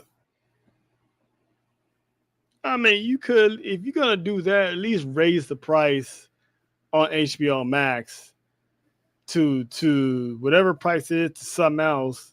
Right. To have it include the pay-per-view, if that's the case. Then all right, cool. One payment. Yes. But you want me to pay $40 on top of the subscription? That's like what? Basically the cost of an actual pay-per-view, like $60 maybe? That's right. Okay, so depending on, I need the plans with HBO Max go from like anywhere from $9.99 to $14.99 without ads. So $60. Pretty much. You're pretty much paying much we would have paid for a regular pay-per-view. Hell no. If you want to just order it from the cable. I'm like, come on, TK. You gotta be smarter than this. You got deals with 2 of the biggest streaming brands in the world. Look, man, you shouldn't have neither one. This is why the Sheik is in November, when Riyadh season is really up and is full speed ahead. The Zone is going to be having fights, and they're officially getting rid of the pay-per-view model. Mm-hmm. TK got to understand. Look what this is what the purpose of the ESPN deal is. What the purpose of the Peacock deal was. This was the purpose of WWE Network. This was the purpose of people evolving, so we wouldn't have to pay $50 for a pay-per-view. Trying to go to a bar, having to pay a cover. To pay a cover to watch a pay-per-view or a UFC fight. This was giving us the luxury of being able to watch it at home. Us who are content creators be able to do these watch-alongs and interact with our fellow viewers in real time. But if you're gonna keep doing this, it's not going so many times where brothers gonna want to go out to Dave and Buster's and watch and hope and go to Dave and Buster's so much. Me and Trail done did it a few times, but that's one of the only times we actually did not pay. Well, I'm gonna keep my mouth shut. But we went. Come on, man. Come on, went dog. to a Dave and Buster's locally to watch a few PLEs, a few pay-per-views for AEW, where it was World's End, Forbidden Door, Revolution. We've seen them because they're having them there. I know Time Watch Bar is going to start having them, are starting to have them as well now. But Tony Khan, someone got to get in his ear. You're with the NFL, dude. You see where the streaming thing is going. Come on. Yeah. I mean, HBO Max is the perfect place to do that. To be honest with you. I mean, I don't mind opening up the price on the HBO Max to watch Dynamite and the pay-per-views. It makes so much sense. I wouldn't complain. Yeah. Because we're gonna be paying 30 some on ESPN to watch the PLEs and stuff. Well, sometimes because we got VPNs and all. But anyway, another thing with that, I heard that I don't know if you saw where Stephanie McMahon on her podcast. Yeah, she got blasted for that because she was reading. I was watching her last podcast. She was with Roman Reigns. Right. She was basically reading the ad for the VPNs. Right. And I heard that there were some people at ESPN who were a little hurt over it, but they weren't too serious about it. I mean, look here. You got to understand. Not everybody wants to pay $30 a month, especially for they're already paying for Hulu and Disney Plus separately. Not everybody watches sports, so why are they going to pay? I don't know. I mean, they're still hoping that people that draw more people that loves WWE to ESPN, and I get it. It's winner take all. I get it, but yeah, because if you get that VPN, you can start watching most of WWE's product on Netflix anyway. But pretty much. But yeah, so that's pretty much what's going on with that. And on the last piece of news, we got updates on Psycho Stu. He's obviously at home, out the hospital. He's nursing his injuries. And he not only is he nursing his injuries, he's about to lawyer up. Oh boy. Because he is preparing to sue Rajah Jackson over that incident. Which again, I don't blame him. I don't blame him at all. And if I'm Rampage, dog, you gotta shut up. Because why Thank you, man. What are you doing, man? What is like the more you trying to defend, I get it, that's your son, but what is him doing anything in the past in the locker room has to do with what happened last weekend? Nothing. I mean, me and John could have been jerks 4 months ago at a bar, but if something happens to us now, it's like, and it wasn't our fault, that shouldn't be held against us from way back then.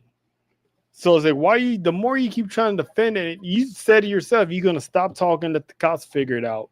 So why are you talking about the cops should look into past history or whatever happened with, Psycho Stu and other wrestlers in the locker room? That has nothing to do with you or Rajah. Your son is on video, on a stream, almost committing murder. You should worry about your son not going to prison and not about what else happened to this man in his past. Hey, man, that was just like, come on now. I mean, I like you said, I'm a father, and we want to defend our child. We want to try to defend our children until they're giving their day in court. Mm-hmm. But if I'm Rampage, man, so you're a celebrity. You got to know. I saw him on Ariel Helwani's show yesterday. He was trying to defend, like you said, his son's actions. It's not working right now. A man almost died. He actually did. He did. He cold-blued. He actually did. He cold-blued. And thank God he's out of the coma. And he's home. And like I said, I would sue too. He better be prepared. And this, another thing with this Rajah Jackson thing. Now, I don't know how true it was. I put it in our group chat last week. This promotion out in San Diego is promoting having him at an indie show. Now, personally, I don't know if it was real, but if it's not, shame on you, because that's not smart. That's bad. That's not smart promotion. And if it is true, shame on you. Shame on you anyway. You gotta be you ashamed of yourself. What are you doing? This dude is pretty much finna be. He's waiting any day now. Any day now, LAPD is gonna have a warrant for this kid's arrest. Mm-hmm. What kind of arrest is at your show? Yeah, and warrants don't wait for nobody. You don't care. You ain't even care that he's got an indie wrestling show. He's in the ring with somebody. No. If Snoop Dogg can get arrested at the VMAs, you think Rajah Jackson is going to get arrested? Is going to get arrested at an indie show? Come on, man, be smart. I remember when Snoop got arrested when the murder case happened. The police stormed the crowd and got Snoop and and put him in handcuffs. Come on, man, what are we talking about? Be smart. And Rampage, shut up. Yeah. But yeah, that's pretty much did I miss anything? Nah, that's pretty much all the news. So we're gonna get to our final segment, is where we like to give our acknowledgement to the good people out there that, you know, created history, or we just want to give them their flowers. So we like to give them a little acknowledgement. John, anybody you want to give a little acknowledgement to? Yeah, you was talking about obviously what was going on in Paris. Well, talking about people in general, fans, but I got to put that on for Paris, for France. Y'all have understood the assignment when the WWE is pulled up, and we can go all the way back to last year Backlash, which was the birthplace of the Yeet movement. When Jey Uso came out to the crowd, and then the next day you got the Cleveland Cavaliers trying their best to replicate it. And then AJ Styles last year when he had this feud with Cody, and that's when the phenomenal chant in France started.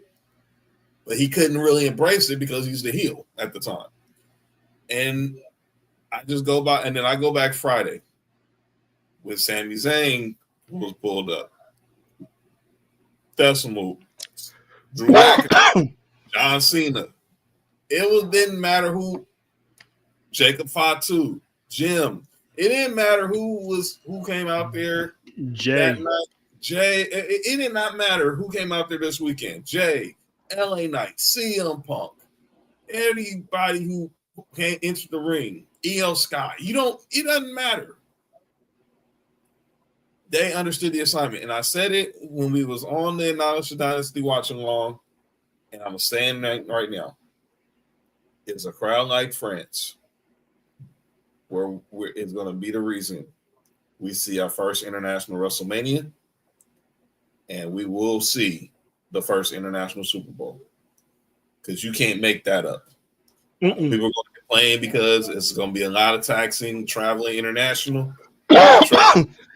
Them rich international fans don't care about all that. They still go. They're going to go. They'll find the right. Obviously, WWE will find the right soccer stadium to have it in, because obviously I get granted 30,000 is cool, but now WrestleMania they're gonna have to take over. They're gonna have to take over a field. If it's in London, but if it's France, I'm separating Saudi from this because that's a whole different animal. But London, France, obviously those places, Mexico, Puerto Rico, it is going to happen. See, I might as well just get ready. Might as well just get ready. Yep. All right. So my acknowledgement is something I don't think I've ever seen done. I mean, there's a lot of factions that's come and gone in the channels of wrestling. Evolution, NWO, NWO Wolfpack, the LWO, Sweet. The Horsemen. There's been so many different members of the Horsemen. None of them became world champion, and pretty much once the Horsemen disbanded, they didn't really do anything else as far as, you know, being in other groups and stuff like that. But Sierra Hotel Indigo Echo Lima Delta. I want to acknowledge the Shield. Why? Because not only have all three of them become world champions, but all three of them has went on and formed their own factions. That's insane. John Moxley went on to form the Death Riders, former trios champions, and he is now former 3-time World Heavyweight AEW World Heavyweight Champion. Seth Rollins. I mean, the Authority wasn't really his faction. I still give that to Triple H and Stephanie. He was just the poster boy of it. But his legit faction, he has the Vision. 2 future World Heavyweight Champions, and one of them being a former 2-time NXT champion, Braun Breaker. His wife, multi-time world champion, Becky Lynch, and himself, the current 2-time reigning defending World Heavyweight Champion. Then you have the big dog, the muscle of the Shield, Roman Reigns. All right, BK. He went on to form one of the greatest factions of all time, and that is the Bloodline. And there's championships galore within that group as anyway. The Usos, multi-time tag team champions, longest reigning tag team champions in modern day history. Solo Sikoa, former NXT champion. Well, North American champion, excuse me. Sami Zayn, former Intercontinental champion, tag team champion, NXT World Heavyweight champion. I've never seen the Horsemen split up, go their separate ways, form their own faction, and still be this dominant with their factions. Ric Flair, I don't count Evolution. I still think that was Triple H because Triple H went and got Ric Flair first. So Mox, he has the Death Riders, and they still come out to this day. Reminiscences of the Shield still coming out through the crowd. So he still keeps that Shield interest alive. And of course, you got Roman Reigns. So I just want to give shout out to the Shield because this is why I say those 3 guys, not only do they still run professional wrestling, I still hold them as one of, if not the greatest faction that has ever lived in wrestling. Because look at the history they made once they broke up. And they're still running the business. All 3 of them has had a faction. So that's my acknowledgement. My acknowledgement is Seth Rollins, Roman Reigns, and Dean Ambrose / John Moxley, the Shield, because these guys' imprint is all over the place. And as of right now, Mox and Seth, they still got a faction. Well, I think Roman Reigns dominated WWE for 4 years with his. I think about this faction when I first seen them, and I'm like, who are these? I mean, these 3 young dudes just coming out of nowhere, and they got the cop outfits on, and obviously you know what they did in NXT, Seth, Roman, and obviously Ambrose, and obviously they pull up the Survivor Series, and then on, it was just a path of destruction, the Hounds of Justice. And then when they break, obviously everyone still remembers where they were the night that chair went in Roman's back. Mm-hmm. And we all know where we were that night. Well, all 3 of them became world champion in one night. Mm-hmm. And we all know where we're going to be. We don't know where we're going to be, but the day will come. Well, all 3 of them are going to be back together one more time, whether it's at a reunion, in a Raw or SmackDown reunion, or when they get inducted into the WWE Hall of Fame. Mm-hmm. We all will be there to celebrate how they went from 3 promising prospects to 3 icons of professional wrestling. Faces of the business. Yeah, and when Mox left, obviously we all remember where we were that night when they showed Moxley's final night on Raw, and he addresses the crowd. It was just, they're going, look, the Shield will go down in history as one of the greatest factions. As you say, it might be the greatest faction, but the simple fact that they went on to branch on to be the faces of other factions, and all those factions have held, so far have held gold within them. We're still waiting to see what happens with the Vision. Of course, obviously, it's just Seth and Becky right now, and then we'll see what happens with Braun and Bronson. But the Usos have held gold. Obviously, Solo, when he came to the Bloodline, he held gold. He had gold from NXT.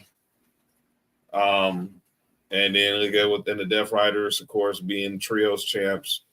So, and Mox being, and all of them being world champ, separate from WWE, and it's a good thing. So, Yes. Salute them. Yeah, because people used to call me crazy and said the Shield's the greatest faction of the time. And the more you think about it, the more you look at the resume and the stuff they're done, it's like you can't really. It's hard to argue because yes, you had the four horsemen, but there was different members of the horsemen. At one point, you had Dean Malenko and Chris Benoit. You added Mongo McMichaels to the mix. You had say that in JT's. Hey, look at JT's comment. JT. Let's no. Even if you want to count that, that's just Rick. What did everybody else do? It's like when I say form their own factions, I don't mean be a retired person being a manager of a faction.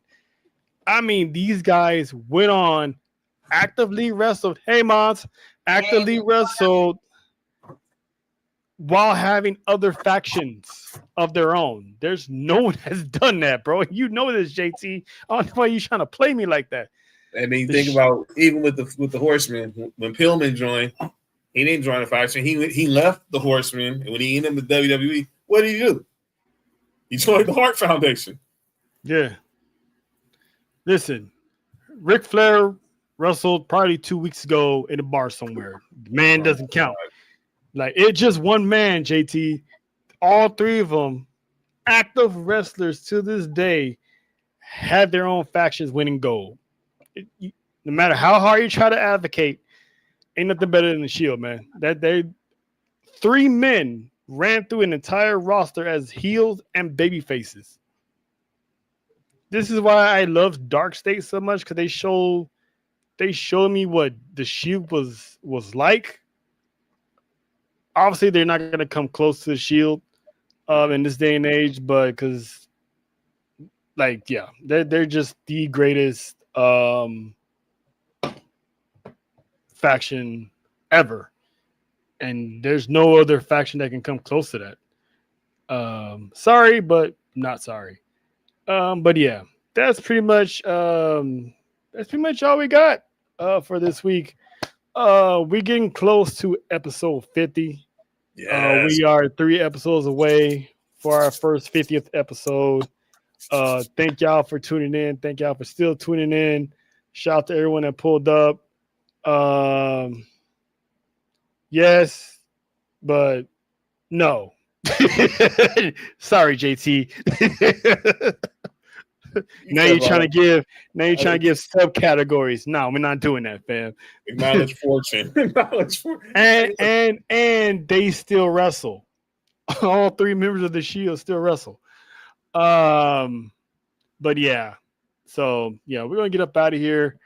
Tune in to Sports for You Friday, as basically they're gonna get you ready. They're gonna recap Thursday Night Football as NFL is officially back. Gonna get you ready for Brazil, the game in Brazil. Which, John, aren't you doing a little watch along for that? Yeah, special start time Friday, 5 p.m. Maybe about 15 minutes before 4:45 Pacific time. Sports for You, watch along for Chiefs versus Chargers, live from São Paulo, Brazil. I'll be here. Mark will be here. Trails won't pull up. I need JB from JB versus the World's pulling up. We gonna I won't, because I gotta go see The Conjuring. We know that's at 4. No, that's at 8 something. So I'll probably pop in on my phone. Definitely. OCC will be in the comments, but I'll be here. Mark will be here. Some of the CC and fam will pull up. Also, and we're working on, and I'm talking about something else. We'll wait till I get official confirmation. But Friday night, 5:00, and we'll watch the Chiefs and the Chargers game from Sao Paulo, free on YouTube, ladies and gentlemen. So you want to find a game. Last year the game was on Peacock. This year the game is going to be free on YouTube. So all you gotta do is turn on your YouTube app on your TV on your smartphone, and boom, go. They'll be right there on the homepage. And Karol G's performing at halftime. Hell yeah! It is going to be something. I know Lake gonna be watching that. Karol G will be at halftime, so enjoy the game. I'll be there, and then back at it Tuesday with Sports for You, because it's fight week, and I might have a special guest that'll be joining us to talk about that. But we got a lot next week. It's going to be on. Until then, we'll see y'all Monday for Tribal Warzone with your boys, along with the Tahanas, Nessa and JoJo. So we're gonna get up out of here. Y'all have a good night. Enjoy the rest of y'all week, and yeet.